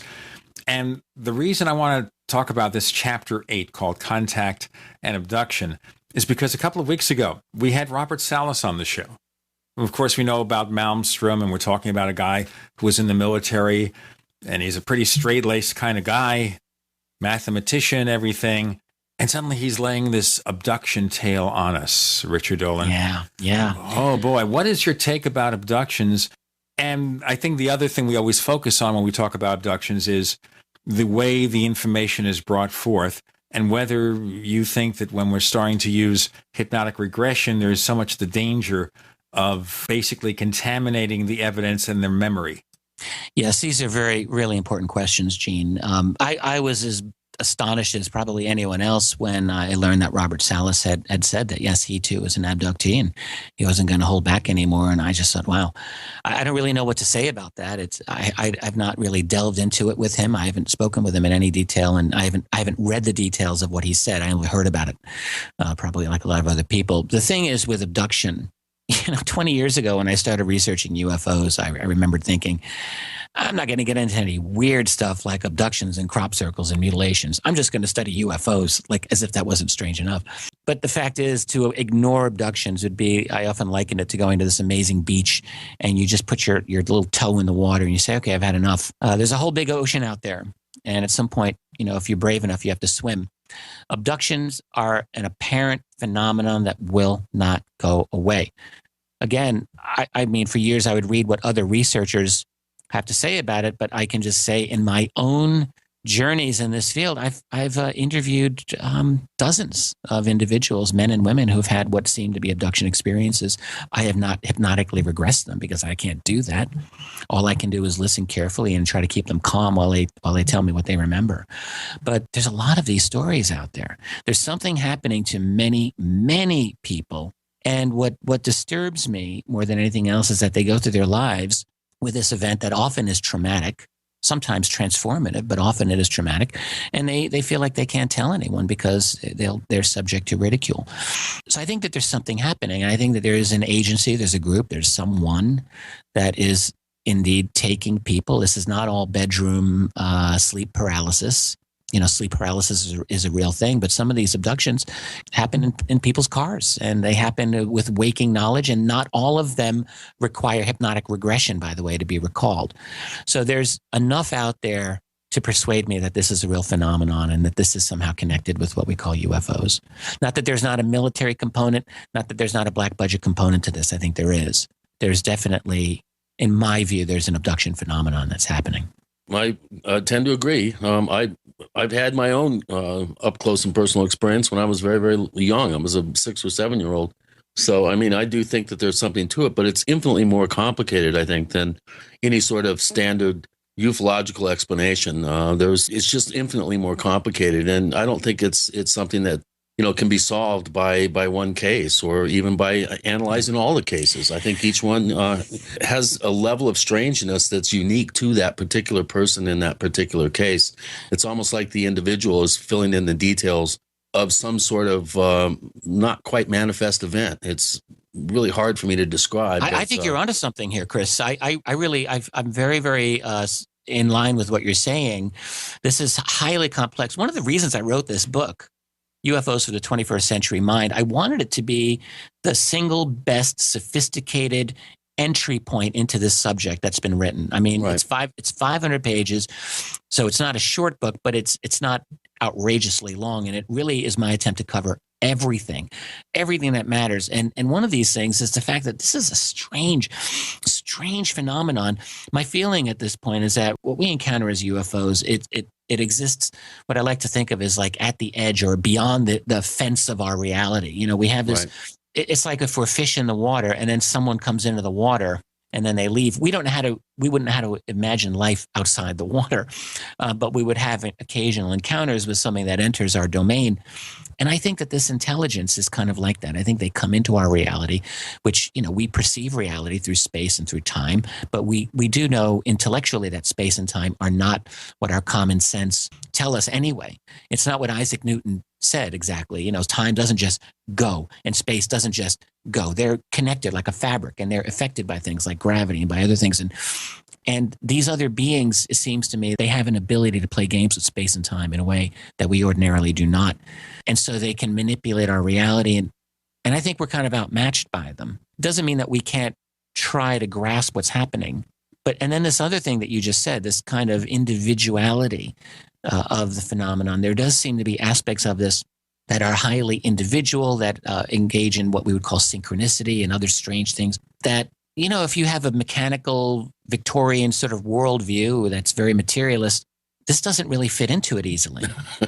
So there's some very strange things going on here. Yeah. And that's part of the reality that we're dealing with. Well, that brings me to a question from one of our listeners, Technomage, who has been a poster at forum.theparacast.com for almost 2 years. He doesn't post that often, but he always posts good questions for our guests here at the Paracast. And his first question is right in lines with what we were just talking about. He wants to know what your thoughts are about the absurd nature of certain UFO encounters, like aliens constantly being seen digging soil samples, performing primitively painful medical procedures, giving, what's his name, Joe Symington pancakes, for instance. Yeah. Isn't this a problem for the ET hypothesis and those who are convinced that these are beings from other planets coming here? It's a very good question. I think we've all asked ourselves something like that. As I said earlier in this conversation, that we had one of the problems with what we call UFOs is that no matter what hypothesis you choose, there are real issues with it, that none of the hypotheses really are a perfect fit. None of them are. Not the Nazi UFO theory, not the U.S. black budget theory, not the time traveler theory, none of them. None of them really work. Smoothly. Well, they all have just enough data to support them, but there's so much more data to refute them. It's right. Like the mutilation phenomenon. Who's behind the mutilations? The debunkers, are correct, but only up to a certain point. The people who think it's military or some sort of health arm of the government, there's enough data to support that, but there's tons of data to refute it. And the same with the ET hypothesis, that they're gathering genetic material. Absolutely. Well, one of the hypotheses that at least I entertain is one that Jacques Vallée had, introduced many years ago. I don't know that this is true, but it actually would speak to that question and some of these others, which would be that they're kind of messing with us. They're sort of engaging in our culture in a certain way with a certain idea, with an intention of causing slow transformations of the culture. I'm not saying this is the case. Mythological programming. Yeah, but actually, in a sense, there is a kind of logic to that. No. I don't know this is the case, but if I were doing counterintelligence and trying to figure this out, that would have to be a real possibility. And it makes sense to me because even as I point out in my new book, I think there's a lot of the ancient aliens arguments that just falls flat on his face. It doesn't hold up. But there are enough anomalies, in my view, about our ancient past to convince me that there's a big, as I call it, a big hole in our ancient history, and that it's very possible that there was something very, very advanced interacting, either our own civilization or some other that was interacting with us thousands of years ago. We developed technologies that have been lost now. We developed them independent of any sort of outside influence. Oh, entirely possible. And absolutely. And one of the hypotheses we have to entertain for UFOs is that there could be an ancient breakaway civilization that, obtained some kind of important secret and decided they weren't going to share with the rest of the poor slobs on this planet. And in some secret manner have kept themselves going with their own knowledge, esoteric knowledge. Maybe this is it. When you look at certain studies, I just recently read Manly P. Hall's classic book, Secret Teachings of the Ancients. Right. I mean, my goodness, he wrote that in his 20s. Unbelievable. It's a huge book. It's a work of genius. Right. And what he does is he kind of takes you through like all out of these esoteric societies and telling you what it seems like their belief systems were. And the idea that the ancient knowledge was closely held, guarded secret. Sounds like today, closely held, closely guarded secret. Exactly. Richard Dolan is with us. With Gene and Chris, you're in the Paracast. Neighbors, are you tired of dealing with a slow web hosting provider? Well, check out A2 Hosting and their screaming fast Swift server platform. They even have SSDs that load pages 300% faster than the competition. Ready to give your site a speed boost? Well, tell you what, neighbors, head on over to a2hosting.com. That's A2, that's number 2, a2hosting.com. Check out their Prime hosting account. And get this, neighbors, they're even giving you an exclusive 25% off discount for all our listeners. 25%.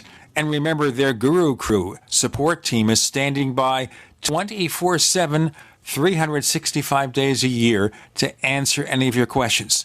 Now, to get the discount, use the coupon code GENE when you check out. Adam Miller here with Midas Resources. Today is October 24th, 2014. Gold opened at $1233.30. A 1-ounce gold coin can be purchased for $1278.54, $639.27 for a half ounce, or $319.63 for a quarter ounce. That's $1278.54, $639.27, and $319.63. Hi, this is Ted Anderson. Have you ever wondered why banks, stockbrokers, investment advisors won't talk about gold IRAs? Wait a sec. Gold and silver is going up while Congress is trying to settle on the next debt increase. And there's no end to this madness. That old 401k and IRA can be converted into physical gold without tax consequences. I explained this in my book, 10 Reasons to Buy Gold. Don't let time slip away. Call for your free copy today, 800-686-2237. Get away from that Washington spin and get honest answers about gold. 800-686-2237. The book is free, 800-686-2237. At 30dayfoodsupply.com, you can now purchase a one-of-a-kind product not available anywhere else. A meatless burger dry mix in 4 delicious flavors. With our new Oregon Trail Foods vegan burgers, all you do is add water and fry. They need no refrigeration. They're packaged in Mylar bags with an oxygen absorber for a long shelf life. They're non-GMO. They're gluten, soy, nut, and chemical-free, but they're loaded with flavor. And a good source of carbs and protein, yet low in sodium. Flavors include Italian, spicy Mexican, 6 vegetable, and black bean olive. Go to 30dayfoodsupply.com or call 541-229-0010 and order today. Eat them every day, take them camping, or save them for an emergency. Check them out at 30dayfoodsupply.com and click on the vegan burger icon. That's 30dayfoodsupply.com, where all of our products are produced in Oregon by Oregon Trail Foods. 30dayfoodsupply.com. A little over a year ago, I began to do a lot of research into why, even if I had a pretty good-sized meal, that I was still starving. And my research led me to a well-known fact that most of the soils that we grow our crops on here in the United States and across the industrialized world are almost completely depleted of almost all of the key minerals and trace elements that our bodies need to rebuild themselves, fight off cancer, and be healthy. I then searched out the best vitamin and mineral company out there and discovered Youngevity. The Youngevity products are designed to give you the real nutrition you need, and once you've got that, you don't have to eat as much to be satisfied. I've lost 37 pounds in 2 months, simply getting the vitamins and minerals I need. Check it out for yourself. It's incredible. Go to InfoWarsTeam.com today and order your first canister of Beyond Tangy Tangerine Complete Multivitamin Mineral Complex Dietary Supplement. That's InfoWarsTeam.com. We'd like to hear from you. If you have a comment or question about the Paracast, send it to news@theparacast.com. That's news@theparacast.com. And don't forget to visit our famous Paracast community forums at forum.theparacast.com. You did that one. Richard Dolan is joining us. Hey, man, Chris, you dropped the ball. I had to take over. Thanks, Rich. I had my mute button on. I was coughing before. I helped you out, buddy. Appreciate it. You and Nick should get together and practice. Nick, what, Pope? Redfern. Nick Redfern. He constantly is aping me on the when he comes on. love Nick Redfern. The Paracast. He's very good at the shadow type of laugh. Yeah. Oh, is that right? Whoa. Oh, my goodness. But we aren't here to talk about laughter. We're here to talk about... No, this is very serious stuff and a very serious book. You know, Richard, looking at the book, you know, it kind of reminds me of what I attempted to do with Stalking the Herd. Is start at the very beginning and end in the present.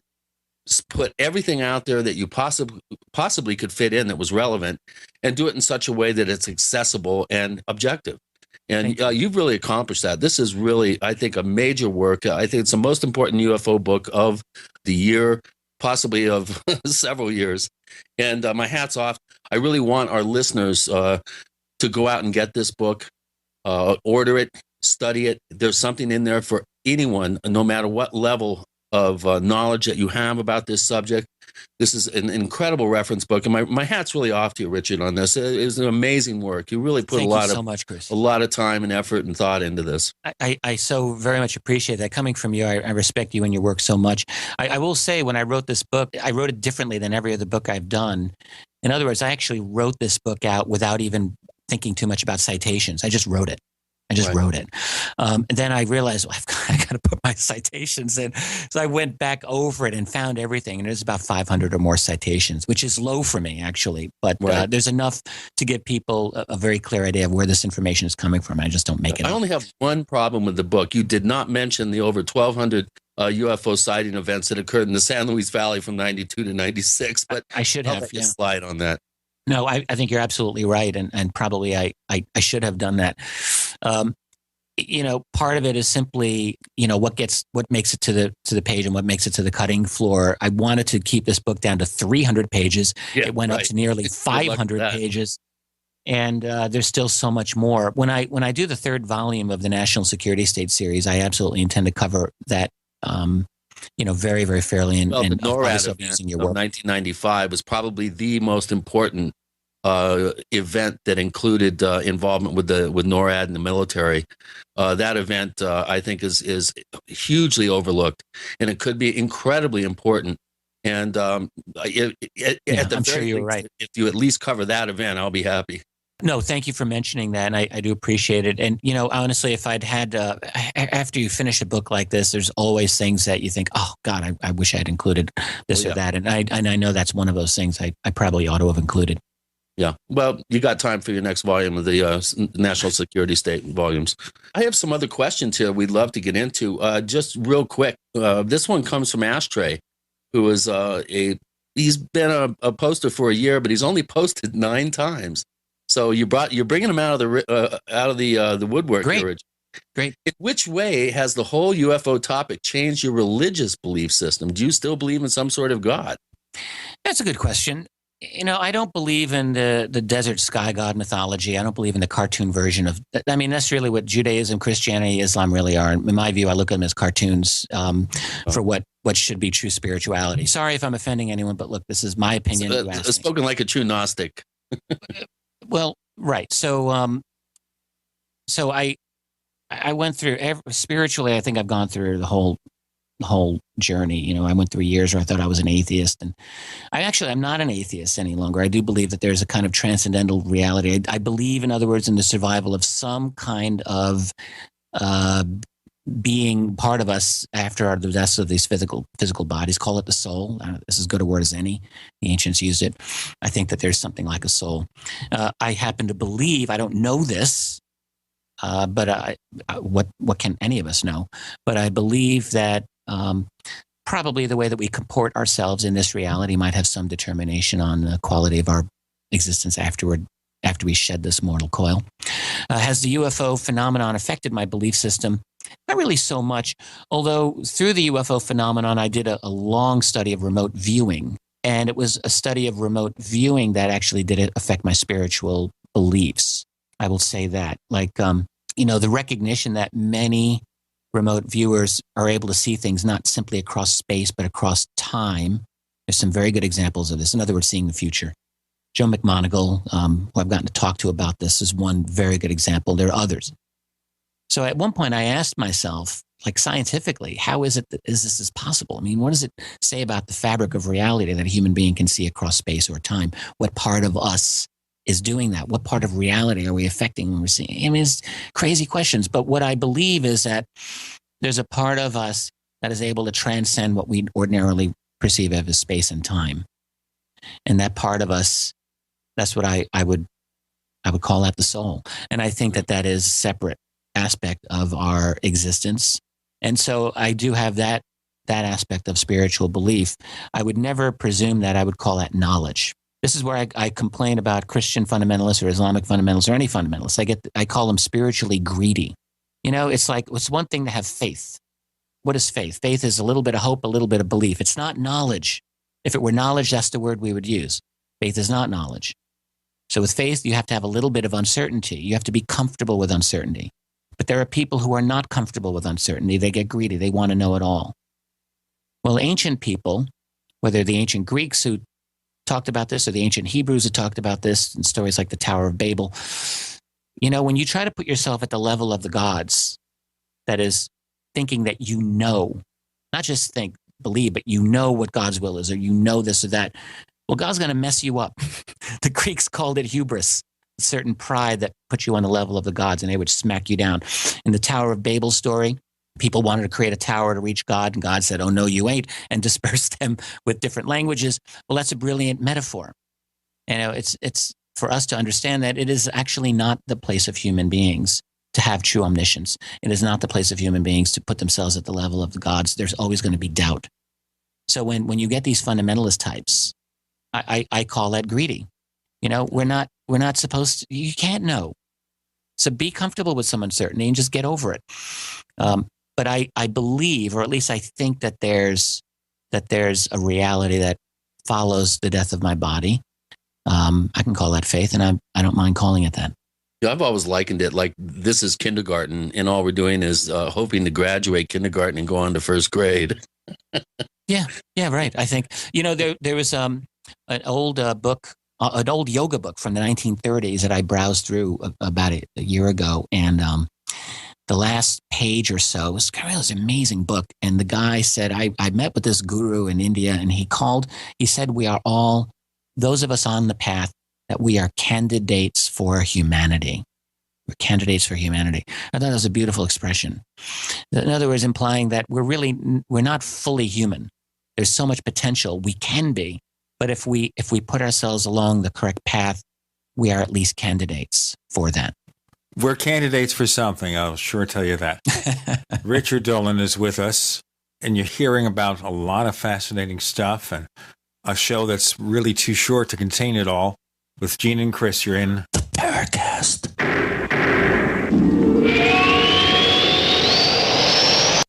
Independently leading the way for the nation. Compelling talk for every political persuasion. We are GCN. Graphic Converter is the image manipulation tool for the rest of us. It does not use any database. You get full control of all your files. Want to view the images of a folder? Drag it into Graphic Converter and a powerful browser opens up to show your image files. You could use it for slideshows. You could use it to import images from digital cameras or from scanners. Need to do some image editing? You can do that too in Graphic Converter. Also print catalogs. Convert from so many formats I can't even list them. Download now to see if Graphic Converter is good for you, like 1.5 million other users. Guess what? You could save money when you buy Graphic Converter. Use the coupon code Night Owl. Use the coupon code Night Owl to get a special price for Graphic Converter. Go to lemkesoft.com. That's Lemke soft.com. Lemkesoft.com. Lemke soft.com.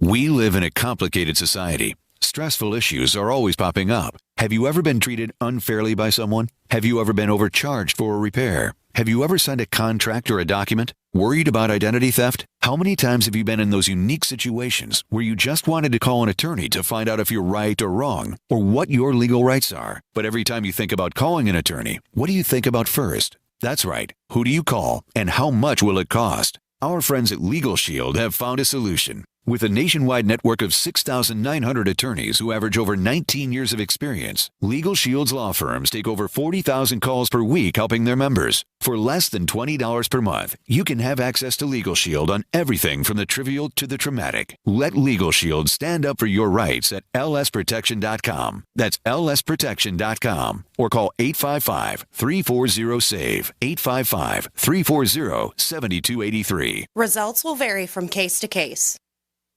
I will never forget the day my son Jeremy told me he hated me and slammed the door in my face. I'm behavioral therapist Janet Lehman. Behavior problems can turn the child you love and your life into a nightmare. That's why my husband James and I created the Total Transformation, the step-by-step program that shows you how to fix the worst behavior problems and get your child to respect and listen to you again. No matter what the behavior, defiance, backtalk, angry outbursts, disrespect, we can help you stop it. Now you can get the Total Transformation for free. All you need to do is get the program and let us know how it works for you. You can keep it forever for free. Limited number of free programs available. Call now. 1-888-912-1595. 1-888-912-1595. That's 1-888-912-1595. 1-888-912-1595. The human body is extraordinary. Despite all the stresses we inflict upon it, it still works hard to stay in balance. Thousands upon thousands of people rely upon Heart and Body Extract to help their body stay balanced. This excellent 100% natural herbal formula helps maintain healthy blood pressure levels, cleans arteries, promotes good circulation, balances cholesterol, and more. HB Extract, paired with healthy lifestyle choices like good nutrition and exercise, can give you a life free of pain, sickness, and fear. Recapture your youthful vitality and experience your body healing itself with the aid of HB Extract. It's extremely effective and it starts working in just days. Visit hbextract.com to learn more and to read scores of testimonials from satisfied customers. And we've never increased our price in over 10 years. That makes Heart and Body Extract as great a value now as it was the first day we sold it. A healthy heart is a happy heart. Call 866-295-5305 or go to hbextract.com.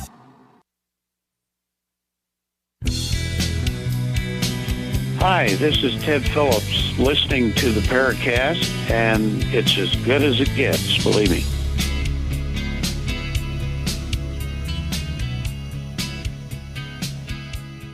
Let me remind you that we have a free copy of Chris O'Brien's Secrets in the Mysterious Valley to send to you.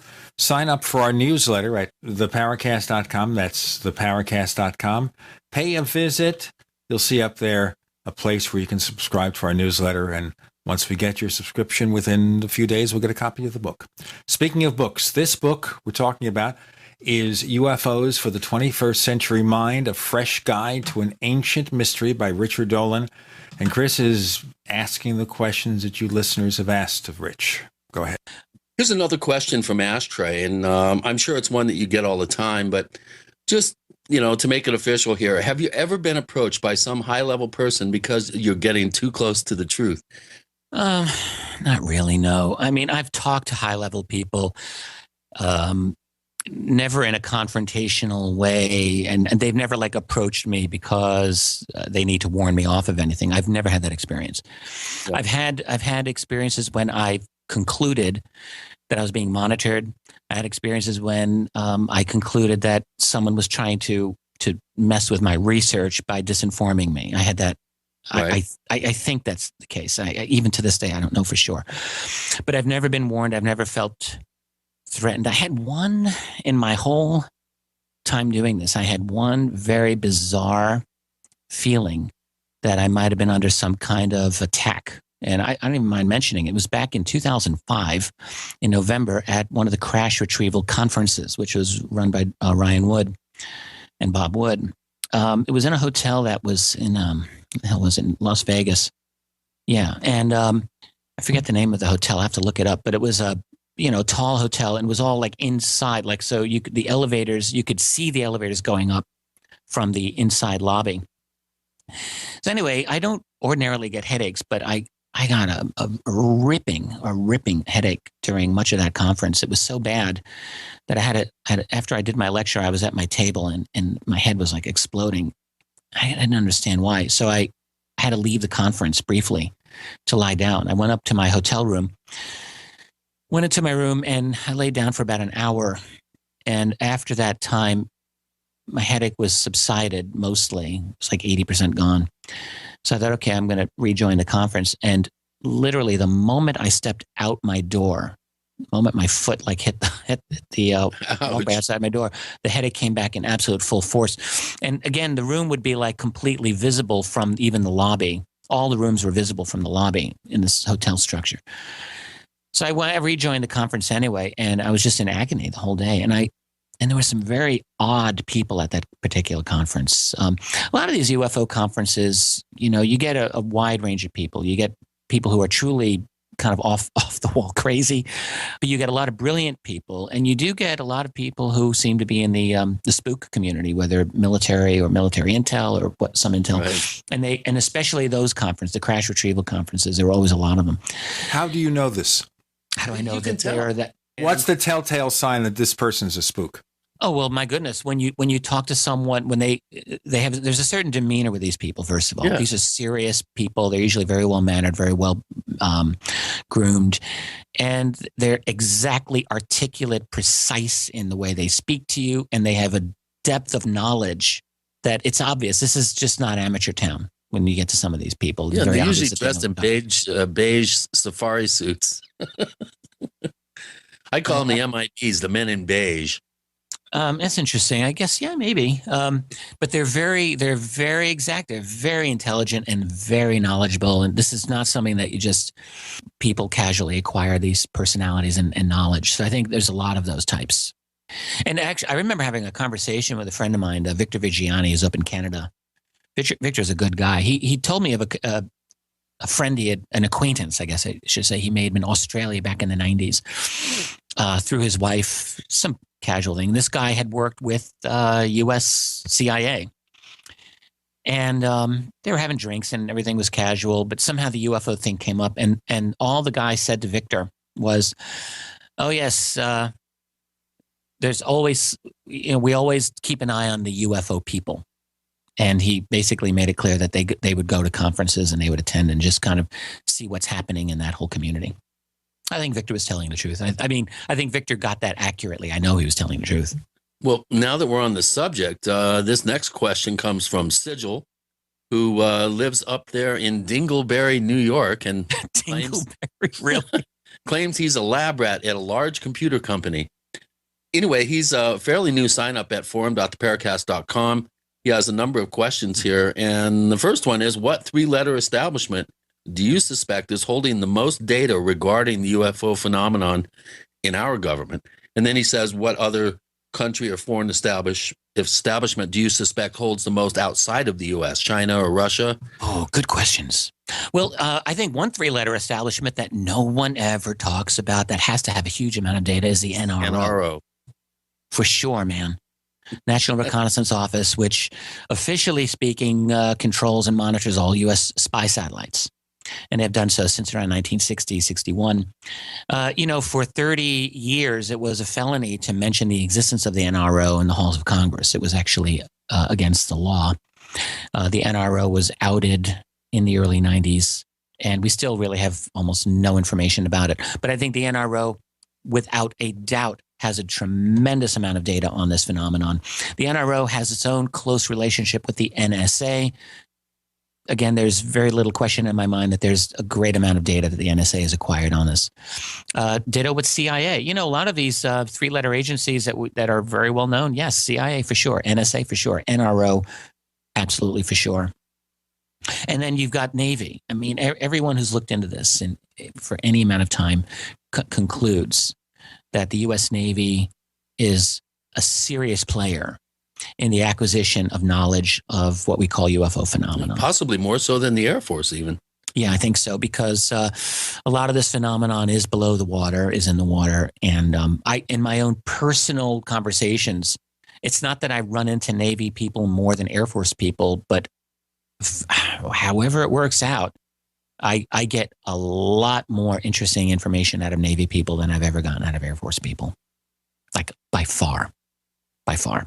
These Navy people, you have to understand, like someone who is very skeptical and thinking, oh my God, well, how do you know they're just not lying to you? I guess part of what I would say is you have to be there. I had a conversation with one Navy officer, this is some years ago. I was like 6'3", rock solid. This is exactly the kind of guy you'd want defending your country. And he's a good guy. He's a Navy recruiter. At least he was when I met him. I was having a long conversation with him about an entirely different matter. It had nothing to do with UFOs. But then he realized that I was a UFO researcher. And after a lot of hesitation, he said, well, I'll tell you a story. And then he just tells me this amazing story about what happened to him in 1987 aboard the USS Saratoga. And I mean, I think he was absolutely credible. And I think if anyone were to sit in with this man about his story, they would believe him as much as I did. And I get these all the time from Navy people. And it's not that they're necessarily breaking security oaths. They're just very quietly telling something that they experienced that I think they just had to get off their chest, So I think the Navy is very much involved. There's a presence in our oceans of, I call it the presence of an other. They're not us. Yeah, well, a classic book, Ivan T. Sanderson, Invisible Residents. If you haven't read it, go out and get it. Along it's a beautifully with Richard's written book. Yeah, that's a beautifully written book. Sanderson was such a good writer. Incredible claim that 50% of UFO sightings are located in and around bodies of water, which you don't hear people talk about that. I mean, there's a lot of water-based sightings. There's a lot of them. So it's probably high number. That brings me to a question from Junius. He would like to ask you if you think the UFO phenomenon are more likely to be time travelers as opposed to aliens from other planets. And I would add, possibly other tenants in the building. Are we dealing with something that's hiding in the oceans, for instance? Let's do that answer on the other side, okay? We have one more segment to offer here. And again, Richard Dolan's book, 500 pages of this stuff, UFOs for the 21st Century Mind. And as you see, we can only cut the surface here. We've got a lot more to go into. That's almost a watery pun there.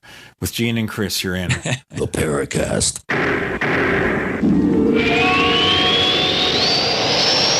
The nation's largest independently owned and operated talk radio network. The Genesis Communications Network. GCN. Attack of the Rockoids has been well received by critics and readers alike. It's a thrill-a-minute story you'll never forget. A former U.S. military intelligence officer is haunted by intense dreams about a beautiful woman pleading for his help after a terrible battle in outer space. But the dreams turn out to be true and thrust him into a telepathic love affair with a woman whose faraway planet is intent on destroying the Earth. And now the gripping tale continues in The Coming of the Protectors. It's the second book of the Rockoids trilogy, a galaxy-spanning adventure that pits our hapless heroes against powerful, fanatical enemies that threaten the lives of freedom-loving beings everywhere. Attack of the Rockoids and The Coming of the Protectors. Classic science fiction at its best. Available now. For more details, visit rockoids.com. That's ROCKOIDS.com. Time and time again. You need to come here and help us. We need assistance, please. Those we should be able to depend on let us down. Federal and state and local officials saying help is on the way. Well, the folks here in Bell Harbor say, show me. Don't depend on the government to save you. Take action now so that you're prepared for the next disaster with MyPatriotSupply.com. Get the best prices on storable food, non-GMO seeds, water filtration devices, home canning equipment, survival and self-reliance books, and more at MyPatriotSupply.com. Call 866-229-0927. We are hurting down here and we need help immediately. Before it's time to survive, it's time to prepare. MyPatriotSupply.com. MyPatriotSupply.com. If you need to say happy birthday, happy anniversary, thank you, or simply I'm thinking of you, ProFlowers.com is the key. ProFlowers has stunning bouquets, like the best-selling 100 blooms for $19.99. Plus, ProFlowers will include a glass vase for free. Sending someone a wonderful surprise of beautiful flowers sent fresh from the fields is easy. Choose the bouquet you like, pick the delivery date, and each order is 100% guaranteed. Plus, all bouquets from ProFlowers are guaranteed to last at least 7 full days. Beautiful, fragrant flowers, picked fresh and sent to your loved one for lasting enjoyment. To get this incredible savings and send someone 100 gorgeous blooms with a free vase for $19.99, go to ProFlowers.com. Click the blue microphone in the top right corner and enter code PLOW. That's ProFlowers.com. Click the mic and enter code PLOW.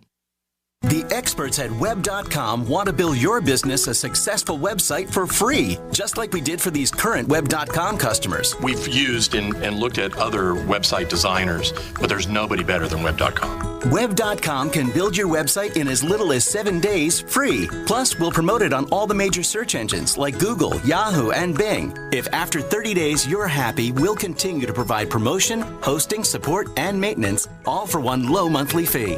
If not, cancel and pay nothing. If you're in business today and you don't have a web presence, you won't be taken seriously. Call right now and you'll also get a free .com or .net domain name for your new website powered by VeriSign, the world's leading domain name provider. Call 800-297-0154. That's 800-297-0154. No upfront charge for site build, after which ongoing fees apply. Rights to site are relinquished when canceled. Domain included during active service, after which fees apply. That's 800-297-0154.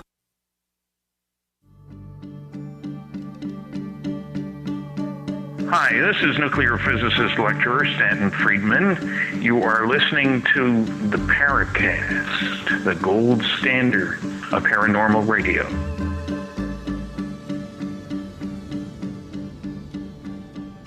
All right. So the question asked by our listener of Richard Dolan, and we have to move through the answers pretty quickly now. We're in the last segment. Go ahead, please. Yeah, so do I think time travelers is more likely than extraterrestrials? I actually don't think it's more likely than extraterrestrials. I think extraterrestrials is more likely. But I don't rule it out. I think, is time travel possible? I guess there are physicists who leave that door open. I would certainly not feel qualified to close it if they don't. There are a few people who, stridently make this claim that they know that this is a time travel phenomenon. I don't feel that confident. I think it's more likely that they're from another planet simply because, look, we can see ourselves in the next 50 years or more being able, honestly, to go to another planet. I mean, we can't make it right now to the nearest star, but in another 50 years, we're going to have genetic manipulation, nanotech, advanced artificially intelligent ships. I mean, good grief. Quantum computing. We will be able, I guarantee you. Well, you mentioned in your book that Ben Rich mentioned that we have the technology to take ET home. So that's right. Maybe we even do have that capability. But what about the other tenants in the building, the ultra-terrestrial possibility, or as Mac Toney has coined the term, the crypto-terrestrial? Yeah. Do you think that there's a possibility of suboceanic subterranean, some sort of dimensional, possibly living alongside us or Sure, I think it's underneath our possible. oceans? Yeah, sure. I think it's possible. I don't know that this is true. All we're doing is groping in the dark here at a phenomenon that we really are having such a hard time understanding. Where I'm confident at is that there is a phenomenon that is real, that has engaged our militaries, that the militaries don't really know how to deal with, and that their only way in dealing with the public is by clamping that lid down as tightly as they can because they feel it's just too revolutionary. What is the side? What are these others? Are they extraterrestrial or are they permanent residents? I couldn't tell you for sure. I think they're probably ETs. I think some of them have been living here for a long, long time, and they may be permanent residents of Earth. They may have evolved here and just evolved on a separate path. All of those are possible. I just don't know. Probably more terrestrial than we are. When people say, Chris, you believe in aliens, I say, well, how do you know we're not the aliens and they're more terrestrial than we are? Very possibly. We really don't know. Charles Fort years ago put it well. He said, we are property. Maybe they created us. Right. Here's a question from Technomage, who's one of our posters at forum.theparacast.com, where you can post your questions for our guests. He wants to know, Richard, what are your favorite 2 or 3 cases from the last 10 years? Or let's say from 2000 on. Let's for the last 14 years. Well, one I actually wrote about in my book, which is one that's come to me, and I've had extensive discussion with the primary gentleman involved. It's a Canadian case that took place in early 2008 in the northernmost habitation on planet Earth, a Canadian base called CFS Alert, Canadian Forces Station Alert. If you go to the very, very tippy top of Greenland and make a quick left, you're right there. This is a electronic post that was established in the 50s to spy on the Russians. It's still there, probably still spies on the Russians, but it communicates with nuclear subs that are up there. I wrote about this, and I think this is a true case. So in January of 2008, same month as the Stevensville, Texas case, by the way, but way up here in the middle of the Arctic winter, pitch black, a 200-foot-long object appears to have gone up over the base, shone an intensely bright beam of light on the base for 10 minutes, and then just went right over the frozen Arctic Ocean, gone. There's nothing in this area for hundreds of miles, and once you go over the ocean for thousands and thousands of miles, it's just nothing.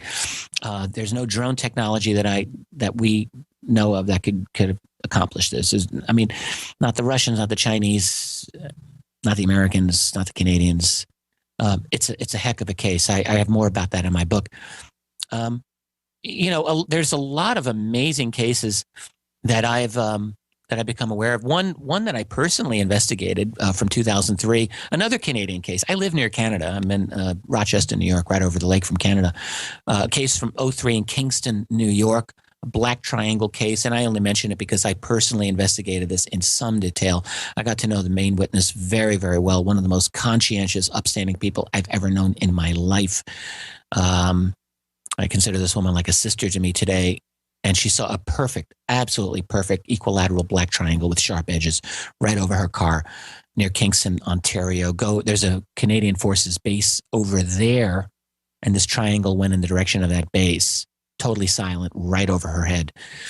Pretty interesting case. I wrote about that in my book.